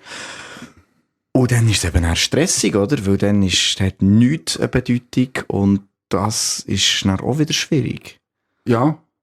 Ja, natürlich, oder, weißt du kannst es ja positiv formulieren, und dort bin ich total beim Professor Desmet, was natürlich, das bringt eben nicht den reduktiven Materialismus, sondern die Überzeugung, dass eben Geistiges kann bestehen, ohne dass Materie braucht. Oder ich meine, für uns Psychologie ist das ja auch essentiell. Oder ich meine, es weiss doch jeder, dass natürlich Materie, wenn du den Scheichen brichst, dann tut es dir weh, oder? Der Schmerz psychisch, weil in Materie etwas kaputt ist. Aber wenn du das quasi umdrehst oder etwas schlägt mir auf den Magen, etwas macht mir Kopfzerbrechen oder sagen wir zum Beispiel Angst und Stress, die das Immunsystem schwächen, wo wir seit 3 Jahrzehnten wissen aus der Psychoneuroimmunologie. Der umgekehrte Weg ist eigentlich den Leuten auch klar, dass eben das Geistige auf die Materie wirkt.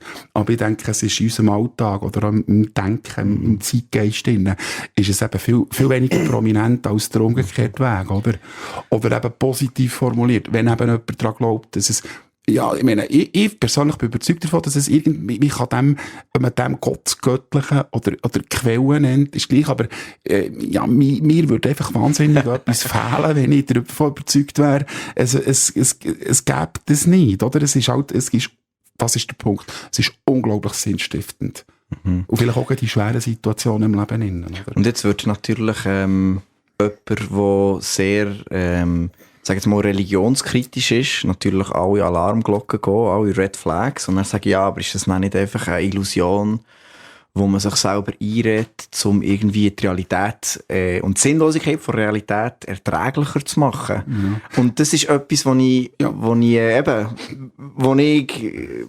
gerade im Metal zum Beispiel ja auch immer wieder antreffe, also Religionskritik als integraler Bestandteil eigentlich, gewissen Genres ein bisschen deutlicher, weil es schlussendlich eben legitime Fragen sind. Wir beschäftigen sich mit Tod, wir beschäftigen sich mit all diesen schweren Sachen und dann kommt irgendjemand mit der einfachen Lösung, ja, weisst du, musst einfach ein bisschen mehr das machen und so, und dann bist du ein guter Mensch, dann kommst du in den Himmel. Und dann ist man wie nicht, das lenkt dann wie nicht, so. Und das finde ich spannend, der Konflikt, wo wir wie drin sind, mit diesen Fragen. Wir haben billige Antworten, aber die tiefen, schwierigen Antworten sind halt meistens so ein bisschen zu kompliziert und halt auch nicht abschliessend. So. Ja, absolut, oder? Ich meine, das ist natürlich wieder ein Thema, da können wir so lange diskutieren. Aber was mir eben dort, und das ist jetzt vielleicht nochmal für die Leute, die mit dem noch nicht so vertraut sind, mein Denken ist natürlich sehr prägt eben die allgemeine Psychologie, die Grundlagen, oder? Weil du kannst dir ja Gedanken darüber machen, sagen wir jetzt, die Frage, gibt es irgendein Leben nach dem Tod, oder kommt man dann ins Paradies? Da gibt es ja verschiedene Religionen, verschiedene Vorstellungen. Und ich finde eben dort cool der Ansatz, dass man sagt, man geht mal auf die ganz grundsätzliche Frage, aus einer bewusstseinstheoretischen Perspektive, ich habe mein Bewusstsein, oder die zulassen, heisst, was passiert, wenn du mal sogenannt gestorben bist? Oder gibt es noch irgendeine Form von Bewusstsein oder nicht? Wie das nachher geartet ist dann nachher noch die nächste Frage, oder? Aber ich denke halt auch, dass irgendwie der Glauben können zu haben, ist halt einfach sehr, sehr sinnstiftend. Und man kann dann mit Vertretern von verschiedenen Religionen darüber diskutieren, wie das geartet könnte sein. Aber ich finde das eben noch einen guten Ansatzpunkt, oder? Weil ich denke, in dieser ganz grundsätzlichen Frage ist eigentlich wie sehr viel schon so ein bisschen wie kodiert, wenn man so will. Mhm. Spannendes Thema, sehr vielschichtig. 100 Fragen, nicht wirklich Antworten. Ja, klar. Aber es hat halt vielleicht auch damit zu tun, dass unser Verstand halt eben Teil von dieser materiellen Welt in einer Art halt ist. Und wir sind gebunden an, was wir können sehen und hören und schmecken und konstruieren uns unsere Vorstellung aufgrund von das. Das finde ich aber auch noch spannend, eben, wenn du dann so die maschinelle, evolutionäre Welt anschaust und die Perspektive hast. Und dann denke ich so, ja, wie willst du etwas über das Universum sagen? Weil alle Sinne, die wir haben, sind einfach mal evolutionär einfach so ein bisschen mehr oder weniger zufällig aus Nützlichkeit oder was auch immer entstanden. Und dann so wie, ja, wer sagt mir, dass der alles, was es gibt, mit meinen paar Sinnen und mit meinen Messinstrumenten, die ich aufgrund von diesen Bauen halt auch mache. Also die Vorstellung, ich kann alles verstehen, es ist einfach eine Frage vor Zeit. Ich zweifle ein bisschen an der. Es ist so ein bisschen, also ich würde jetzt an die eher glauben, wenn ich würde sagen, das Universum ist designt worden, dann macht das wieder Sinn, weil dann gehe ich davon aus, dann sind wir wahrscheinlich so designt, dass wir fähig sind, alles zu verstehen, aber wenn wir einfach hier sind, dann sind wir okay. Ja, gut, ja, ich glaube, ich weiss, was Mensch. Also, was ich aber noch gerne sage, ich schaue es auch ein bisschen als Spiel anzuleben, aber auch im Sinn von, wir sollen es nicht auf die leichte Schulter nehmen.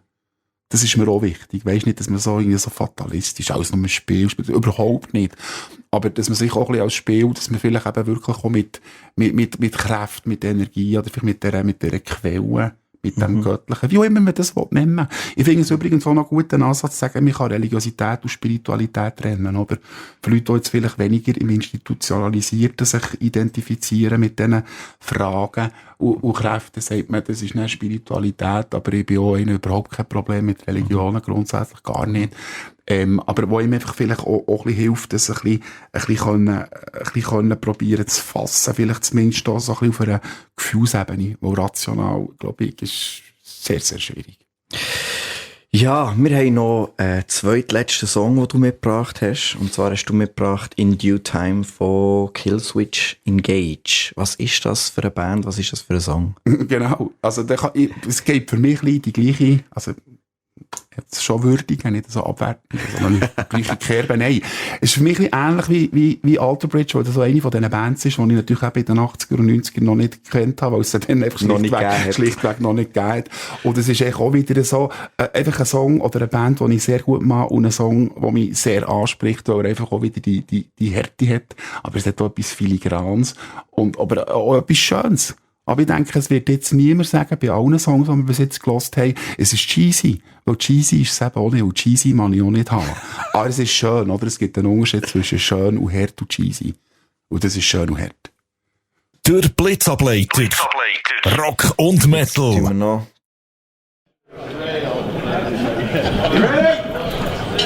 Play back!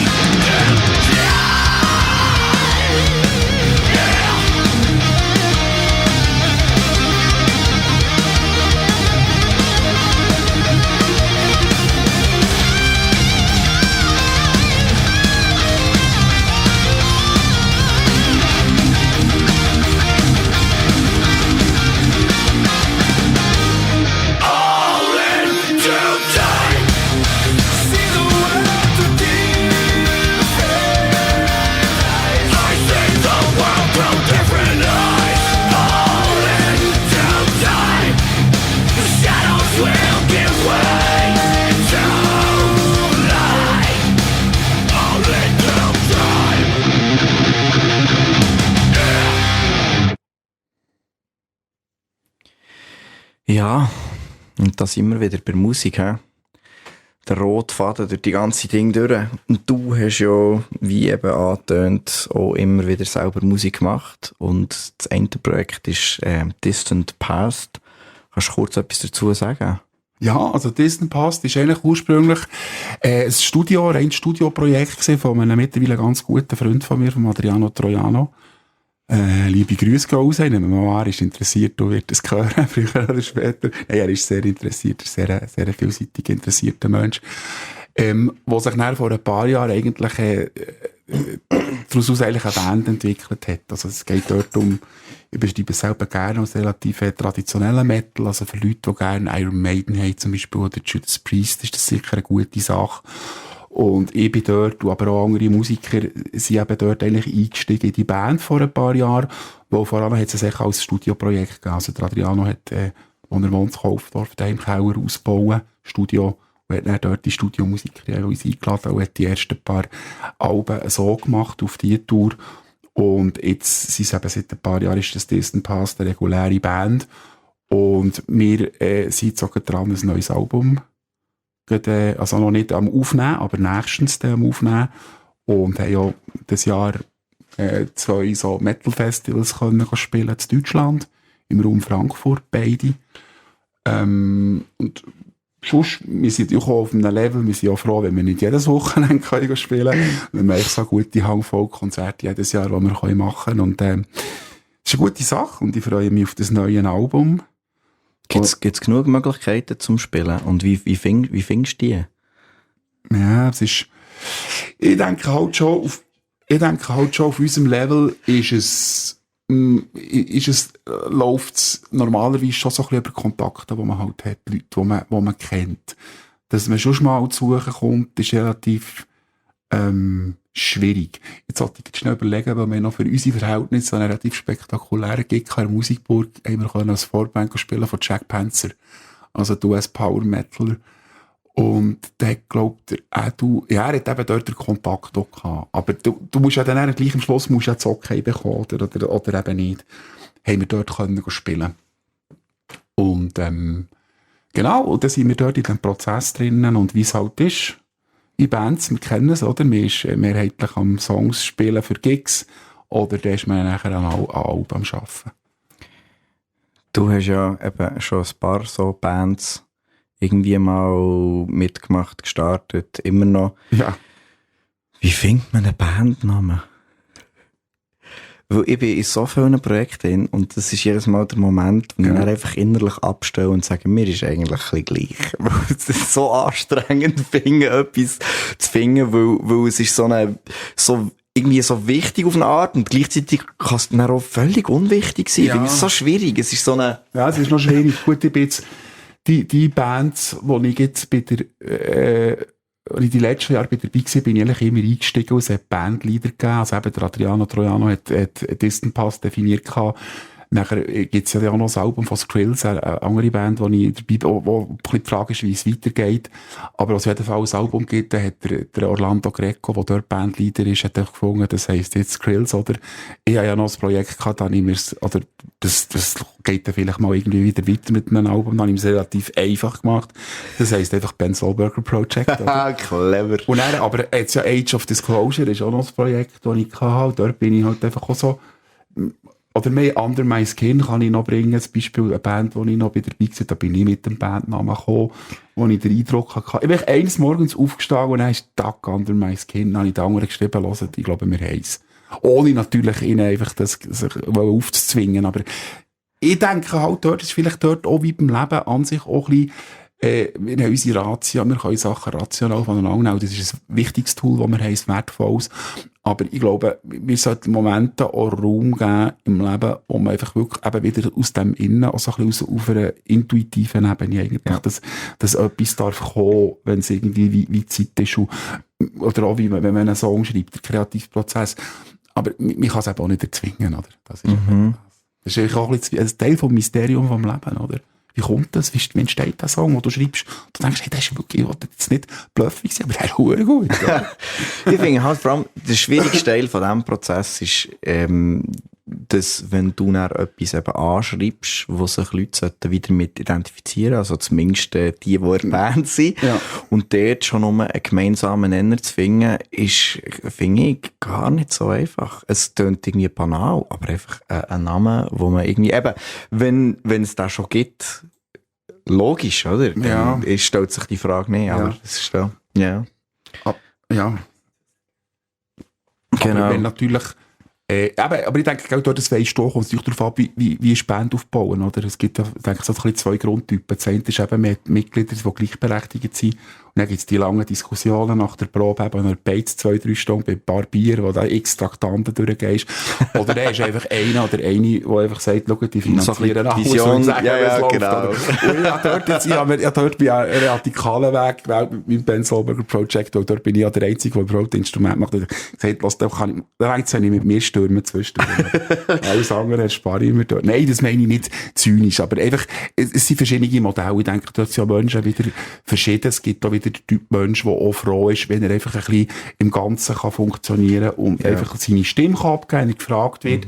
Aber weil Leiden braucht ja dann auch wieder Energie, oder? Was war für dich der Antrieb gewesen, dass du sagst, ich mache jetzt etwas und es ist mies und es ist so fest mies, dass ich sogar meinen Namen drauf klebe? Was ist das gewesen? Das ist noch, ja gut, das ist natürlich Geld, das war ein Prozess gewesen, wo ich dann wirklich einfach einen Punkt bekomme, wo ich wie gefunden habe, ich könnte doch eigentlich mal es probieren, selber zu machen. Und denke, ja, dort ist sicher ein bisschen Ego, aber nicht in dem Sinn, dass ich zum Beispiel, ich muss jetzt noch den Bass selber einspielen, oder weiss ich nicht was, sondern einfach aus praktischen Gründen. Wo natürlich die anderen Musiker, das habe ich ja beim Projekt Age of Disclosure erlebt, oder nachher ein Studio musst mieten für einen Schlagzeuger, dann musst du mit dem Bass schauen. Das braucht halt auch wieder Ressourcen, oder, die ich mir in dem Sinne nicht sparen kann. Weil ich jetzt für mein eigenes, bei das Ben Solberger Project, ich alles daheim in meiner Wohnung machen von A bis Z. Und das hören wir uns an und ist quasi unser letzter Einspieler von heute. Genau, bevor wir dann zur offenen Fragerunde kommen. Und zwar ist das eben Age of Disclosure. Du noch ganz kurz sagen, was ist das? Ja, genau. Das ist ein Projekt, das ich gemacht habe, das etwa schon 15 oder so angefangen hat. Und ich mit anderen Musikern zusammen. Also ich habe dort eigentlich auch Gitarre eingespielt, aber ansonsten sind das alles andere Musiker, auch diverse Sänger, wo das Album rausgekommen ist, das erste, To the Universe, im 2017, und nachher gibt's eben eigentlich ein zweites Album, das aber irgendwie noch nicht erschienen ist, weil ich nachher mit anderen Projekten weitergemacht habe und wo ich gefunden habe, jetzt so als letzter Song von denen, die ich da zu bieten habe, oder die ich mitgebracht habe, die ich ausgewählt habe, also ein Zuckerli im Sinne von, das ist ein Song, der unveröffentlicht ist. Also, nice. Als ich daheim auf der Festplatte habe, das ist jetzt im Prinzip weltweite Premiere. Und ich denke, er schließt gut an die beiden Songs, die wir gehört haben. Vorher von Killswitch Engage und von Alter Bridge, also vor allem von Killswitch Engage, würde ich sagen, ziemlich stark. Weil ich gehört, es ist immer noch Metal, es ist echt die Musik, wo ich daherkomme. Echt das Harmonische. Aber es hat die moderne Komponente drin. Nice.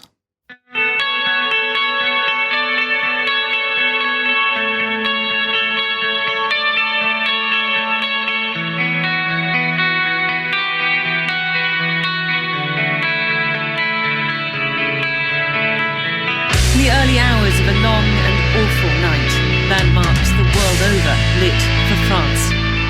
Social media filled with symbols of solidarity under the hashtags Peace for Paris, Pray for Paris. Tears shed through a nation in shock.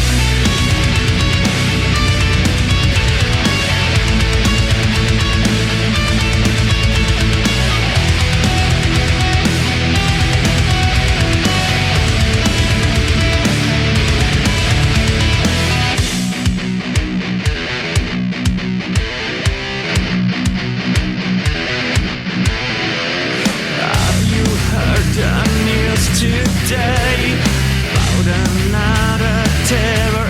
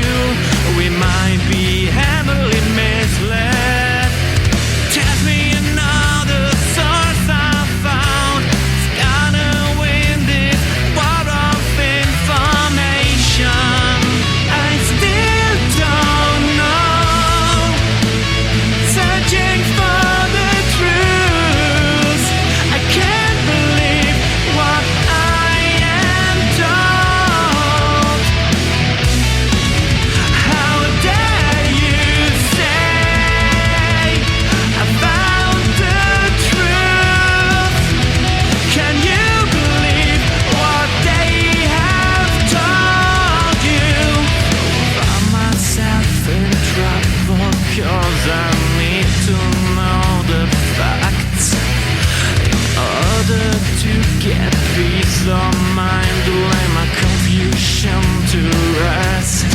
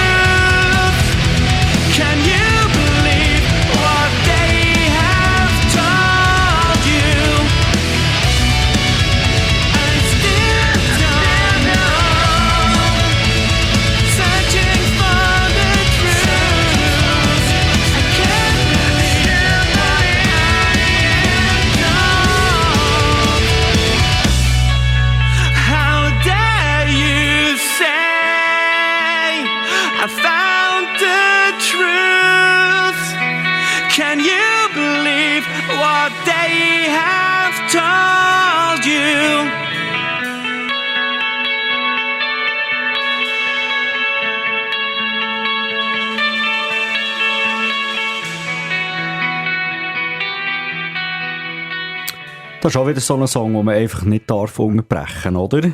Seid ihr auch dieser Meinung, habe ich das Gefühl? Radio Blitz.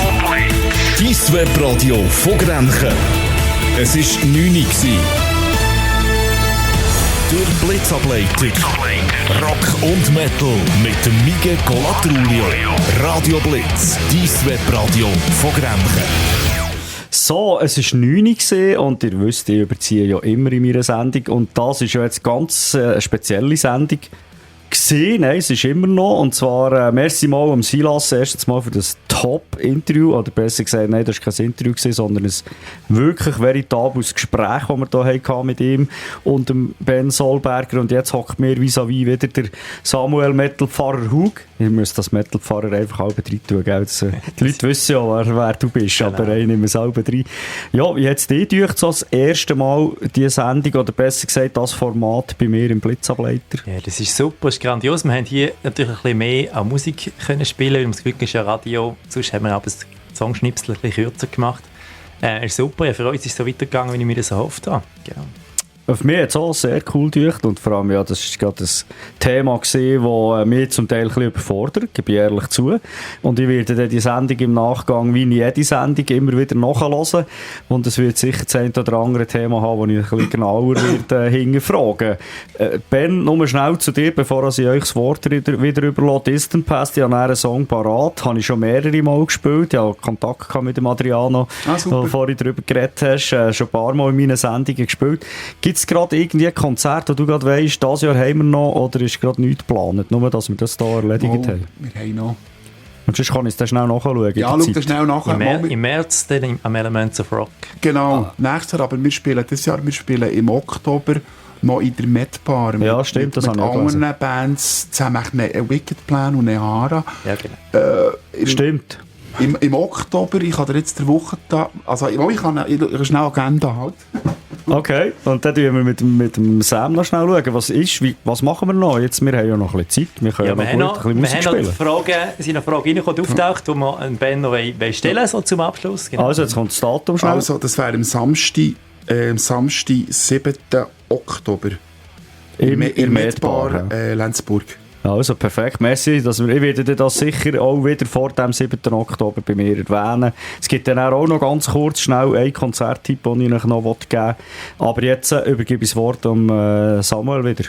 Ja, genau. Wir haben schon gehabt, Distant Past hat ja schon zweimal im Rahmen der Metal Church gespielt. Das zweite Mal ist es ein bisschen länger gegangen, eben wegen der ganzen Corona-Pandemie verschoben, bis es dann endlich Anfangsjahr so weit war. Ben, Corona, hast du dich ja auch eben als Forscher damit noch beschäftigt, Glücksforscher, als Buch rausgegeben. Kannst du noch heute so ein bisschen sagen, Corona, was, oder auch, dass man nicht nur sagen, es ist jetzt zum Glück vorbei, sondern was können wir vielleicht auch mitnehmen aus vielleicht eben auch an verändertem anderen Bewusstsein fürs Leben? Mhm. Also, lustig, oder? Wenn es um die Frage geht, warum habe ich das Buch überhaupt geschrieben, kommen wir zurück zum lieben Adriano. Ich habe schon vor 10 Jahren mal die Idee gehabt, ein Buch zu schreiben über Glücksforschung. Wir wussten, ja, es gibt Bibliotheken voll, aber du kannst nicht gleich. Du kannst ja immer deine persönliche Perspektive einbringen, deine Schwerpunkte setzen, thematisch. Und ich habe nachher, als der erste Lockdown ist fertig in der Schweiz, haben wir wieder Bandprobe gehabt mit Skills, und dann sagt mir der Edu nach der Bandprobe, hey Mensch, schreib ein Buch, irgendwie glücklich nach Corona, das wäre super. Nein, ich dachte, mal, jetzt schreibe ich das Buch über das Glück und lasse im Prinzip durch den Corona-Filter. Und ich denke, kurz auf deine Frage zurückzukommen, das ist ja keine Corona-Krise, das war eine Krise, die wir erlebt haben, das ist klar.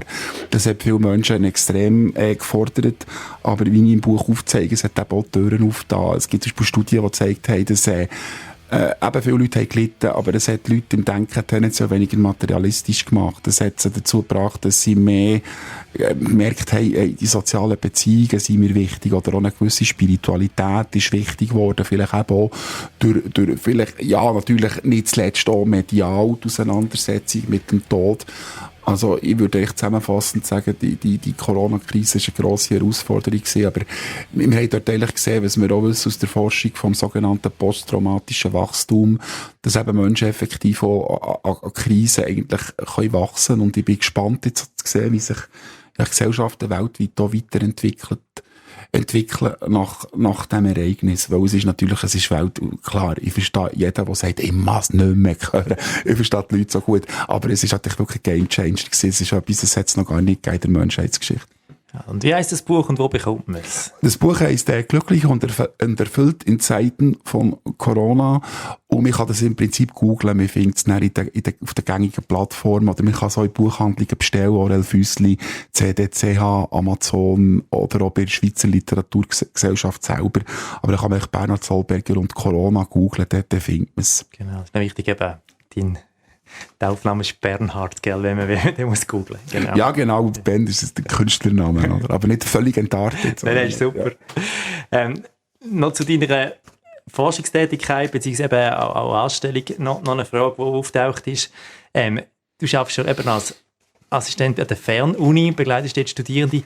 Das ist ja auch eine spezielle Art, quasi zu studieren. Was sind die Herausforderungen vom Fernstudium oder vielleicht auch die Chancen, wenn man auf diese Art eben studiert? Ja gut, es wäre jetzt natürlich auch fast noch besser, wenn jetzt jemand von den Studierenden da wäre und nicht ich. Nein, aber man kann es kurz zusammenfassen. Man kann sagen, oder, wir haben natürlich mehr Flexibilität. Oder? Das Studium ist so aufgebaut, dass die Leute nachher weniger quasi wirklich anwesend, gut, wobei heute ist das ja zum Teil auch mit Zoom und so, aber dass man einfach weniger fixe Zeiten hat, wo man sollte sein, wo man sollte verfügbar sein. Man hat mehr quasi Möglichkeiten, sich die Zeit wirklich selber auch einzuteilen und so eben vielleicht auch verschiedene Sachen nebeneinander zu organisieren, oder? Weil die meisten Leute, die zu uns studieren, die sind schon lang berufstätig, die sind vielleicht am 2., 3., 4. Bildungsweg dran, haben vielleicht auch schon Familie, und da ist es natürlich sicher ein Vorteil, wenn man eben flexibler ist und weniger eben die fixen Zeiten hat, wo man quasi verplant ist. Cool. Den Werbeblock auch haben, wenn man sich selber organisieren kann, dann ist es eine riesige Chance. Ja, das sicher. Aber das ist natürlich sicher die grosse Herausforderung, oder? Wenn man quasi weniger von aussen gesagt bekommt, jetzt dann dort, dann braucht es natürlich, eben, jetzt kommen wir natürlich zurück zur Glücksforschung, oder? Es wird halt einfacher, wenn man wieder den inneren Antrieb hat. Genau. Aus sich selber raus, oder? Aus einem genuinen Interesse raus. inneren Antrieb. Wir haben einen grossen inneren Antrieb für das, was wir mit der Metal Church machen, aber es ist immer dann auch spannend zu hören, was Leute von außen, aus Distanz oder Halbdistanz so wahrnehmen. Darum die Schlussfrage, die wir an unseren Gast im Heavy Metal stellen. Ben, was denkst du zur Metal Church? Was nimmst du wahr? Positiv, aber vielleicht auch kritisch oder so? Wie nimmst du Metal Church? Nein, ich finde es super. Also, ich meine, das ist jetzt eine Frage, die wir vorher in dem Austausch nicht diskutiert haben mit dem Silas, aber meine Haltung ist die, dass ich mich selber als einen sehr spirituellen Mensch bezeichne. Ich bin auf dem Papier Christ, aber ich denke, ich bin so ein bisschen mehr. Für mich ist Gott oder auch Jesus, das ist für mich eine unglaubliche Energie, wobei ich bin natürlich nicht dort so ein bisschen von verschiedenen Richtungen her. Ich spüre auch eine Buddha-Energie, wo man irgendwie einen Zugang dazu kann finden oder andere Energien. Aber ich finde es super, was ihr macht. Ich meine, ich bin ja schon mehrfach auch mit Bands oder mit Distant Past und Squills dabei gewesen. Ich kann mich erinnern an einen Metal-Gottesdienst, wo wir Master of Puppets gehört haben, wo du, super Typ, Master of Puppets, den Text von angenommen hast. Ich finde es grandios, wirklich, weil ich denke, dass es eben vielleicht die Türen jetzt zu dem Christentum, zu dem Glauben auch auftut für Leute, die dort vielleicht gar nicht so offen wären. Weil ich meine, das ist ja etwas, was uns natürlich klar ist in unserer Kultur ganz allgemein, das hängt vielleicht auch mit historischen Entwicklungen zusammen, die wir vorher diskutiert haben, dass es für mehr Leute ein bisschen schwieriger ist, wieder Zugang zu finden zu einem Glauben. Aber dann bin ich auch fest überzeugt, gibt es dann eine andere Gruppe von Menschen, die eigentlich so ein bisschen wieder nachlechzen, oder? Weil man irgendwie findet, Natur vor, das ist jetzt das grosse Wort, aber Natur vor Wirklichkeit ist halt vielleicht wirklich metaphysischer und weniger materialistisch, als sich das einige vielleicht vormachen, sehr provokativ formuliert. Hey. Merci vielmals, Ben. Danke für die Worte und überhaupt für das Interview. Ich würde mich da schon noch schnell einhaken, als Host vom Blitzableiter. Erstens mal merci euch dreien, Silas, für das Top-Gespräch mit dem Ben zusammen. Dir, Samuel, dass du das organisiert hast, dass das ich ja gar nicht viel machen musste für heute. Das war für mich ein lockerer Job heute. Und gleich habe ich noch schnell eine Frage an euch zu, wenn ich euch schon vor dem Mikrofon habe. Für dich, Ben, vielleicht weiss auch nicht, einfach oder auch vielleicht gar nicht einfach zu erklären oder zu beantworten. Ich bin heute Morgen, vielleicht habt ihr es gesehen, ein Werbevideo gemacht für den heutigen Abend. Bin mit dem Velo, gehe immer mit dem Velo arbeiten, Alltag. Das ist für mich schon mal ein bisschen Glück, dass ich das kann und darf. Und eine kurze Strecke habe, kommt noch dazu. Und habe einen wunderbaren Sonnenaufgang heute Morgen gesehen, hatte auch ein bisschen auf dem Video gehabt. Und für mich ist das einfach ein bisschen Glück gewesen. Ein kleiner Fleck Glück, bevor ich arbeiten bin. Ben, was ist für dich Glück? Für dich persönlich? Ich weiss, jetzt habe ich die schwierigste Frage vom ganzen Abend gestellt. Ja, weil sie so viel umfasst. Es gibt so, für mich ist der Aristoteles, er gesagt, glücklich sein ist die Folge vom Tätigsein der Seele. Und wir können vielleicht auch, für das zu rekapitulieren, ein bisschen das Gespräch, das wir vorher geführt haben, also mit dem Silas, geht für mich um ein aus sich selber raus in das Verbundensein hineinkommen. Mit anderen Menschen, wenn man die wollen, fakultativ in unserer sehr liberalen Gesellschaft, mit dem Göttlichen, mit seiner Erwerbstätigkeit, mit seinen Hobbys. Aber zum Beispiel mit der Natur. Ich meine, es gibt ein schönes Wort von Naturverbundenheit. Ich glaube, Glück ist etwas, das kommt aus einer Haltung, die mit Verbundenheit, und jetzt vielleicht noch ein grosses Wort zum Abschluss, dass die Verbundenheit, vielleicht ein anderes Wort ist echt für Liebe. Und dass es vielleicht der Sinn vom Leben an sich ist, dass wir zurückkommen zu dieser Liebe. Sehr schön. Samuel, was ist für dich Glück? Ja, da kann ich einhängen, würde ich sagen. Sehr stark.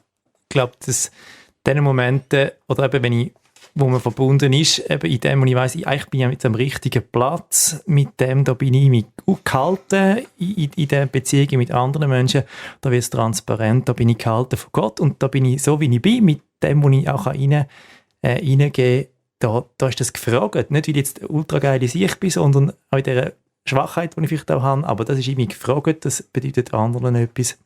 Da habe ich etwas beitragen. Aber vor allem da bin ich gehalten. Und in dem Sinne würde ich sagen, ja, Liebe, das kann man sehr gut so zusammenfassen, wo man gehalten ist. Aber das hat damit zu tun, dass ich mich hingeben darf loslassen für andere und auch nicht selber muss irgendwie heben. Sehr schöne Worte. Also ich weiss, ich bin sicher, in diesen 83 Blitzableiter sind wir noch nie so tief gegangen wie hinten. Wir wollen, du musst mir jetzt schnell sagen, der folgende Ablauf noch. Wir haben noch ein paar Nachrichten aus der Metal Church, auch noch ein bisschen vom Blitzableiter oder von Radio Blitz. Genau. Kommt ja auch noch ich würde sagen, wir hören doch noch mal einen Song rein. Schliesslich geht es um Metal. Ich habe noch 3 Songs mitgebracht, die wir eben auch unterwegs on the road an Festivals aufgefallen sind. Dann können wir noch mal einen hören und dann sage ich etwas zur Metal Church und dann kannst du nachher noch etwas zum Blitzableiter sagen und dann tun wir den Abend dann ausklingen noch mit dem Segenslied aus der Metal Church. Genau. Und ich habe auch noch den einen oder anderen Song, den ich dann nachher noch mache. Aber ich habe jetzt gedacht, wenn wir schon jemanden von Distant Past da haben, dann würde ich gerne einen Song spielen, den ich noch nie gespielt habe, und zwar Queen of Sin. Und nachher gehen wir weiter und hören uns an, was wir noch zu erzählen haben. Da.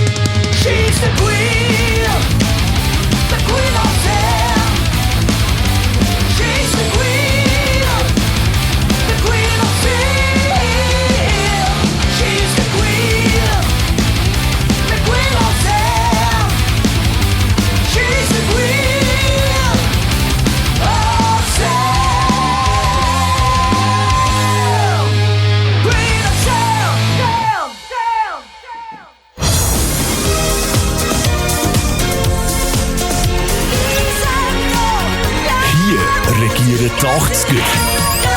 Nummer 80er. Der Radio Blitz 80s Donnerstag. Genau, der fängt in etwas weniger als 3 Stunden an. Der 80s Donnerstag. 24 Stunden lang 80er Musik auf Radio Blitz. Jeden Donnerstag, das ist der beliebteste Tag, nachweislich der beliebteste Tag auf Radio Blitz, wird am meisten gelost. Und freue mich auch wieder drauf, wenn dort der ein oder andere vielleicht Neues mal reinlässt. Wir haben weit über 4000 80er-Songs in der Playlist. Es ist also nicht jeden Donnerstag das Gleiche drauf. Und das wäre der erste Werbespot gewesen von mir, Sam.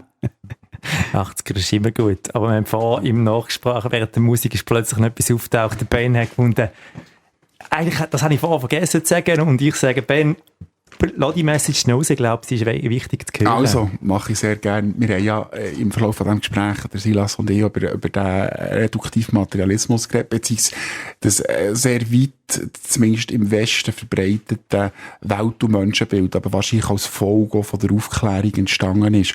Und ich glaube, da haben viele Leute auch so ein bisschen die Illusion, dass eigentlich wie die Wissenschaften würden argumentieren, dass das ist, was stimmt. Also, dass eigentlich Materie wie das Primat hat und dass es geistige Prozesse eben gibt, aber die kommen aus der Materie raus. Aber es gibt so viele Beispiele von grossen Wissenschaften. Also ich werde jetzt 2 Physiker kurz nennen. Nobelpreisgewinner, der Max Planck, der argumentiert hat, oder er hat Elementarteile analysiert und dann ist er drauf gekommen, gegen Schluss von seiner Schaffenszeit, dass hinter aller Materie irgendwie eine Intelligenz muss stecken.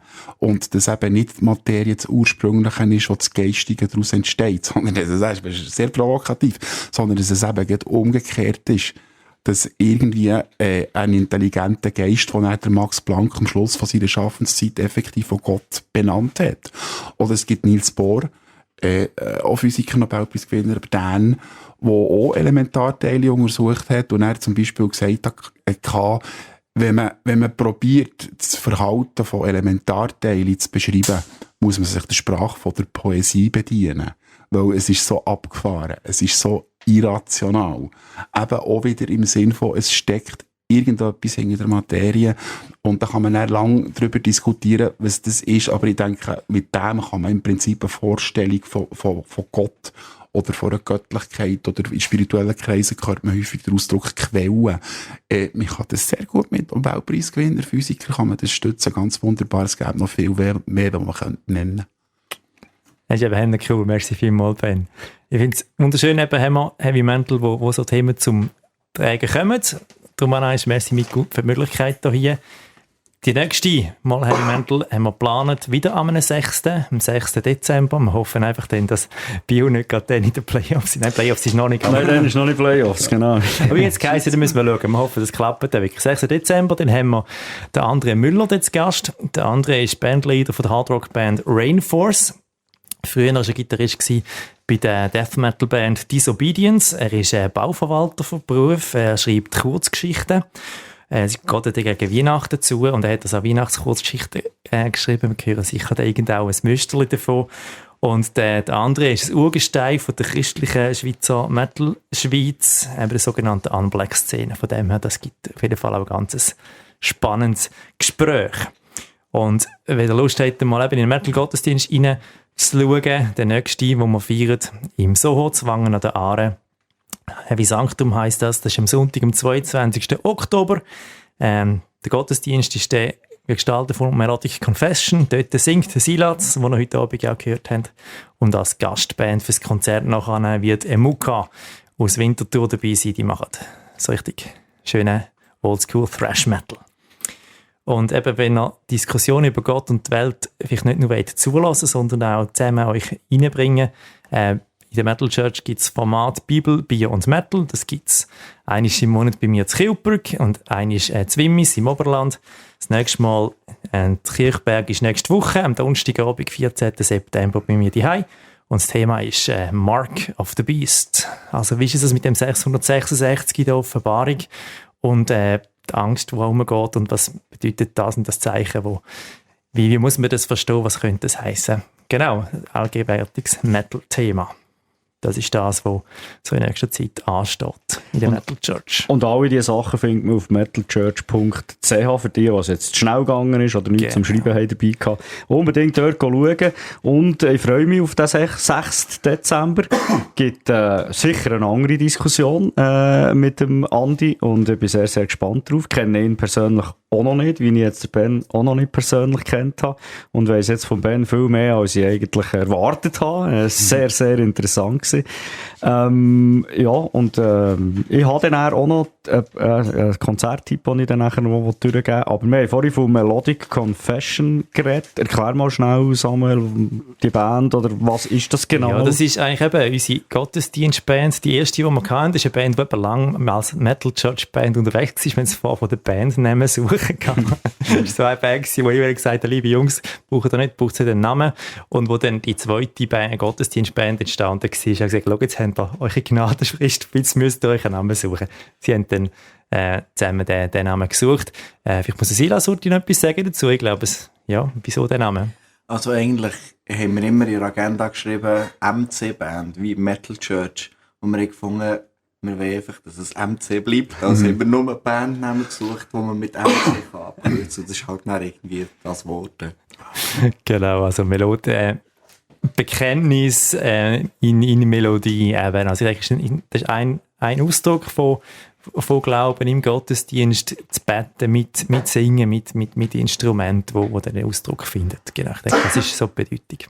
Finde ich cool, MC-Band, das wäre ja Michele Colatrulio eben auch noch. Genau. Hey, und ich denke, mit diesem Song, der heisst «Diese Nacht in Gottes Hand», tun wir diesen Teil von der Sendung mal abschließen. Samuel, du darfst gerne, die dürft alle übrigens noch gerne, auch nachher im letzten Teil, ja, ich mache noch 1-2 Songs und dann ist der für mich für heute auch gut. Aber spielen wir den und nachher gibt es noch 1-2 Infos von mir und nachher verabschieden wir den alle in die Nacht rein. Genau, das ist unser Wunsch, den Sagen in die Nacht für euch alle, die zuhören.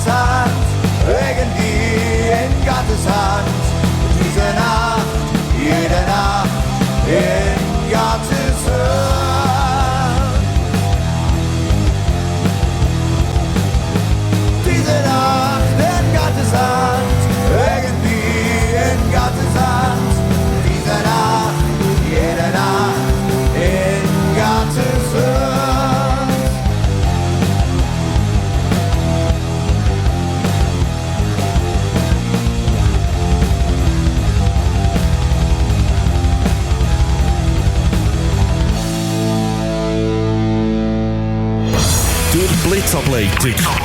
Rock und Metal mit dem Mige Colatrulio. Radio Blitz, dein Webradio von Grenchen. Genau, ihr seid immer noch im Blitzableiter und es ist 2 Minuten vor der halben 10 an diesem Mittwoch, 6. September. Jetzt hätte ich bald Dezember gesagt, so weit ist es doch dann noch nicht.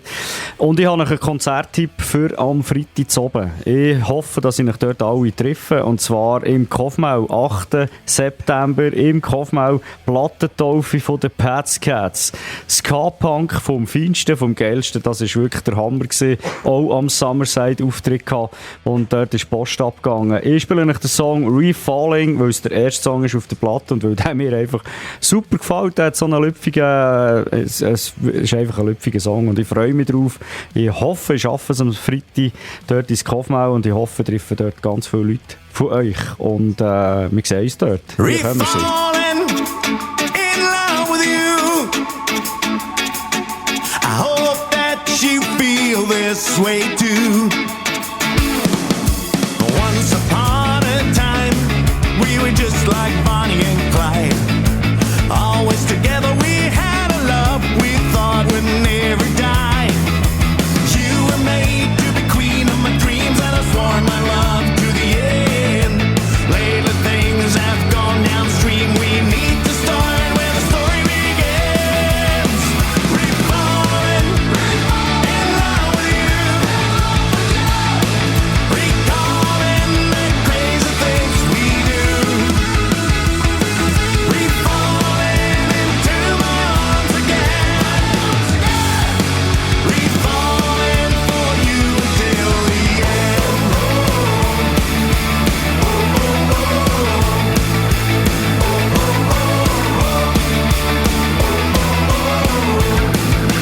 Cheek to cheek, we dance until it's light. Always the couple that could rock the party all night. Drink till things got out of control. Riding the bull and never let go. Take off fast, landing slow. I held your hair with her head in the bowl. Refalling in love with you. Recalling the crazy things we do. Refalling into my arms again. Refalling for you.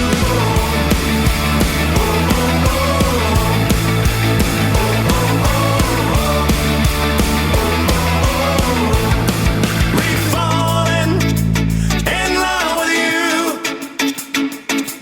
Recalling the crazy things we do.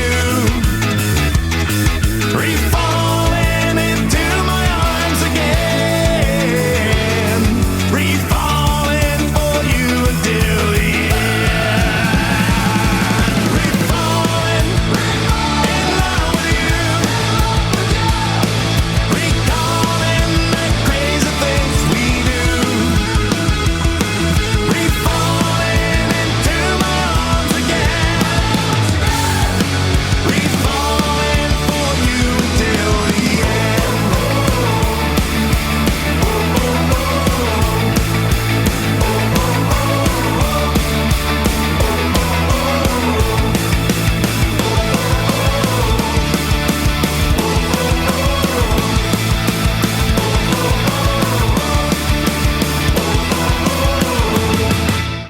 Das also Pats Cats, die werden diesen Freitag am 8. September Plattentaufe haben im Kofmau Solothurn. Und jetzt komme ich zum Abschlusssong von der heutigen Sendung. Ist auch einer, den der Samuel Hug mitgebracht hat. Und zwar habe ich gedacht, Beyond Dystopia, die letzte Wochenende gerade wieder einen Auftritt gehabt in der Stahlbude Interlaken.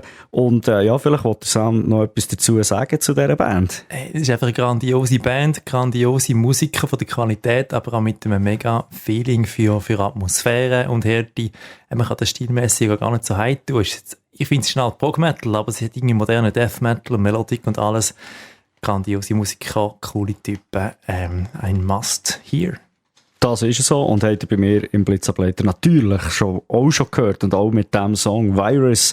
Und damit verabschiede ich mich. Ich weiss übrigens noch gar nicht genau, ob es nächste Woche oder übernächste Woche wieder einen Blitzableiter gibt. Ich weiss einfach, dass es sehr viel los wird sein noch im Herbst mit Platten, Taufen, neuen Sachen, die rauskommen, wo ich sicher auch wieder Bands werde bei mir zu Besuch haben oder sonst irgendwelche Gäste, die mit Metal und Rock etwas am Hut haben. Von dem her, hört doch mal wieder rein bei mir oder schaut auf der Facebook- oder Instagram-Seite von Radio Blitz oder von mir, dann erfahrt ihr, wenn im Blitzableiter etwas los ist. Es hat mich mega gefreut, seid ihr dabei gewesen. Und wenn jetzt im Nachgang irgendwelche Fragen auftauchen oder wenn jemand die Sendung nachlässt, das kann man übrigens auch, ich werde die heute oben noch aufstellen auf soundcloud.com, für die das verpasst haben. Das kann man jederzeit nachhören dort. Dann fragt das auf die Nummern, die wir euch angegeben haben, entweder direkt in die Metal Church oder dann halt über mich und dann gebe ich das weiter. Oder wenn ihr über Radio Blitz eine Frage habt, meldet euch bei uns und gebt uns eine Rückmeldung über das erste Heavy Mental, das wir hier gemacht haben, live im Radio Blitz Studio. Es war mir eine Ehre gewesen, es hat mich gefreut, seid ihr dabei gewesen. Hier kommen sie, Beyond Dystopia, und dann wünsche ich euch eine schöne Mittwochnacht, weil die Sterne leuchten schön auf uns ab. Es sieht fantastisch aus. It appears silently, infiltrates society. It sleeps before the attack. It's invisible, hidden in our middle. It could be any one of us.